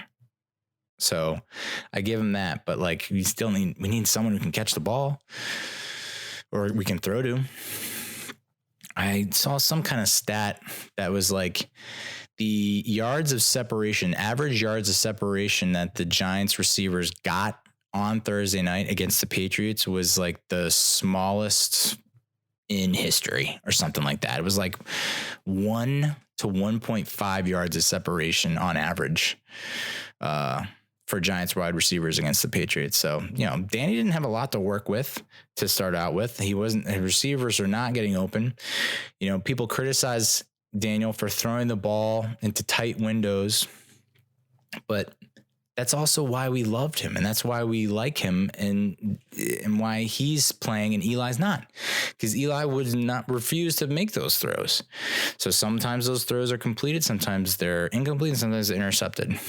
But you're giving your receiver a chance, and I think that's the difference, and that's not something that we should poo-poo. David Mayo will be a free agent next year, and I think we got to re-sign him. He's only 27. He's provided some stability to the inside linebacker position. Corey Coleman is going to be a tough decision. He's 26. He's making around $720,000. I think, and reporters have said that he has an incredible outlook. He's taking rehab very seriously, and that he's going to come back with a full force, and he's going to try and make it. So I say you give him that one last shot contract and say, prove it. John Halapio, I think you definitely re-sign him. He's 29. Rosas is 25. Yes. Elijah Penny. Yes. He's only 27. Riley Dixon is only 27. Yes. So yeah, I mean, Eli, of course, is going to be a free agent, and don't think he's going back. 2021 free agents: Janoris Jenkins, Rhett Ellison, Kareem Martin, Antoine Bethea, Dalvin Tomlinson. I'd say the only one that you resign is Dalvin Tomlinson, unless Martin comes back and is like on another planet, on another level, and just is like playing out of his mind. Great, but as of right now, no. I mean, we signed him to a 3-year, $50 million contract, and he hasn't done dick. Antoine Bethea. I mean, I always viewed Antoine Bethea as a stopgap until they find their, safety of the future to pair up with Jabril Peppers. And so far, I don't think the reviews on Bethea have been that great. So, but he has a nice little insurance policy, I think. And that's that. I mean, in terms of the Week 7 game against the Cardinals, as I said, Patrick Peterson's coming back. So he's going to present a challenge. He's going to automatically improve that defense. The defense is pretty garbage. I think they're like a bottom 5 defense all around. So if we do get Barkley and Ingram and Shep back, we should be able to put up some points and some yards. Our defense, I think, looked really good against New England. I know New England had some injuries up front. They had Marshall Newhouse playing left tackle and starting left tackle. So you almost think, well, maybe we should have done a little more damage. But the defense is showing signs. I know they're giving up a ton of yards. I get it. But they're not giving up a ton of points per se. And they're limiting the damage. So I think that they can come out against the Cardinals and present some interesting looks to Kyler Murray. They have got to have Ogletree spy, or maybe Michael Thomas, someone. They need to put a spy on Kyler Murray so when he starts moving around, he doesn't pick up big chunks of yards on the ground. But I think we're in a good spot. We're okay. It's not panic mode. I know moral victories don't count, but you have to feel much better about your prospects now that you're getting more of your offensive weapons back. The defense looks like they're coming together, and maybe we can, Cardinals, Cowboys, Lions, Jets. I don't know. I mean, before the season started, I think we were thinking, win against the Cardinals, loss to the Lions, maybe a win against the Cowboys, win against the Jets. We're looking at like maybe 3-1. And, I thought that we could still go 3-1 after the Patriots game. I don't know what we're getting with the Jets anymore. I don't know what to expect with the Jets. So that's going to be a battle. Going into Detroit, Detroit stuck it to Green Bay in Green Bay. Probably should have won that game if it weren't for the referees. So we could very easily go 1-3. We could go 0-4. But each week is going to be a fucking battle. And if we come out of this 4-0 into the bye, 6-4 into the bye would be huge. If we go 5-5 at the bye, if we go 4-6, I don't know. I think you might have to pack up shop and start dealing some players. So very interesting stretch before the trade deadline. Very interesting. With 2 weeks to the trade deadline, if you win against Arizona and Detroit, do you reconsider dealing Ogletree and Jenkins, or at least Jenkins? I think you should deal Jenkins regardless and start playing Julian Love and Corey Ballantyne. Let's start getting this talent out on the field and see what you got. All right. That's it for this episode. I'll just wrap up by saying the Devils suck. Holy macaroni. We have not won a game. We were up on the Panthers. We lose 6-4. We were up 4-0. We lost 6-4. We have not won a game. I think we're the only team that has not won a game yet. So what started off being so hopeful with the Devils and like we're gunning to the playoffs and we're going to win in the first round and blah, blah, blah. It's like, nope, we're winless. And the coach has got to be gone if they continue on this path. But that's it for this week's show. Another long ass show. Hit me up on Twitter, Instagram, YouTube, Real Cinch. Call the hotline, 862-BIT-1986. And we'll see you next week. Adios, muchachos.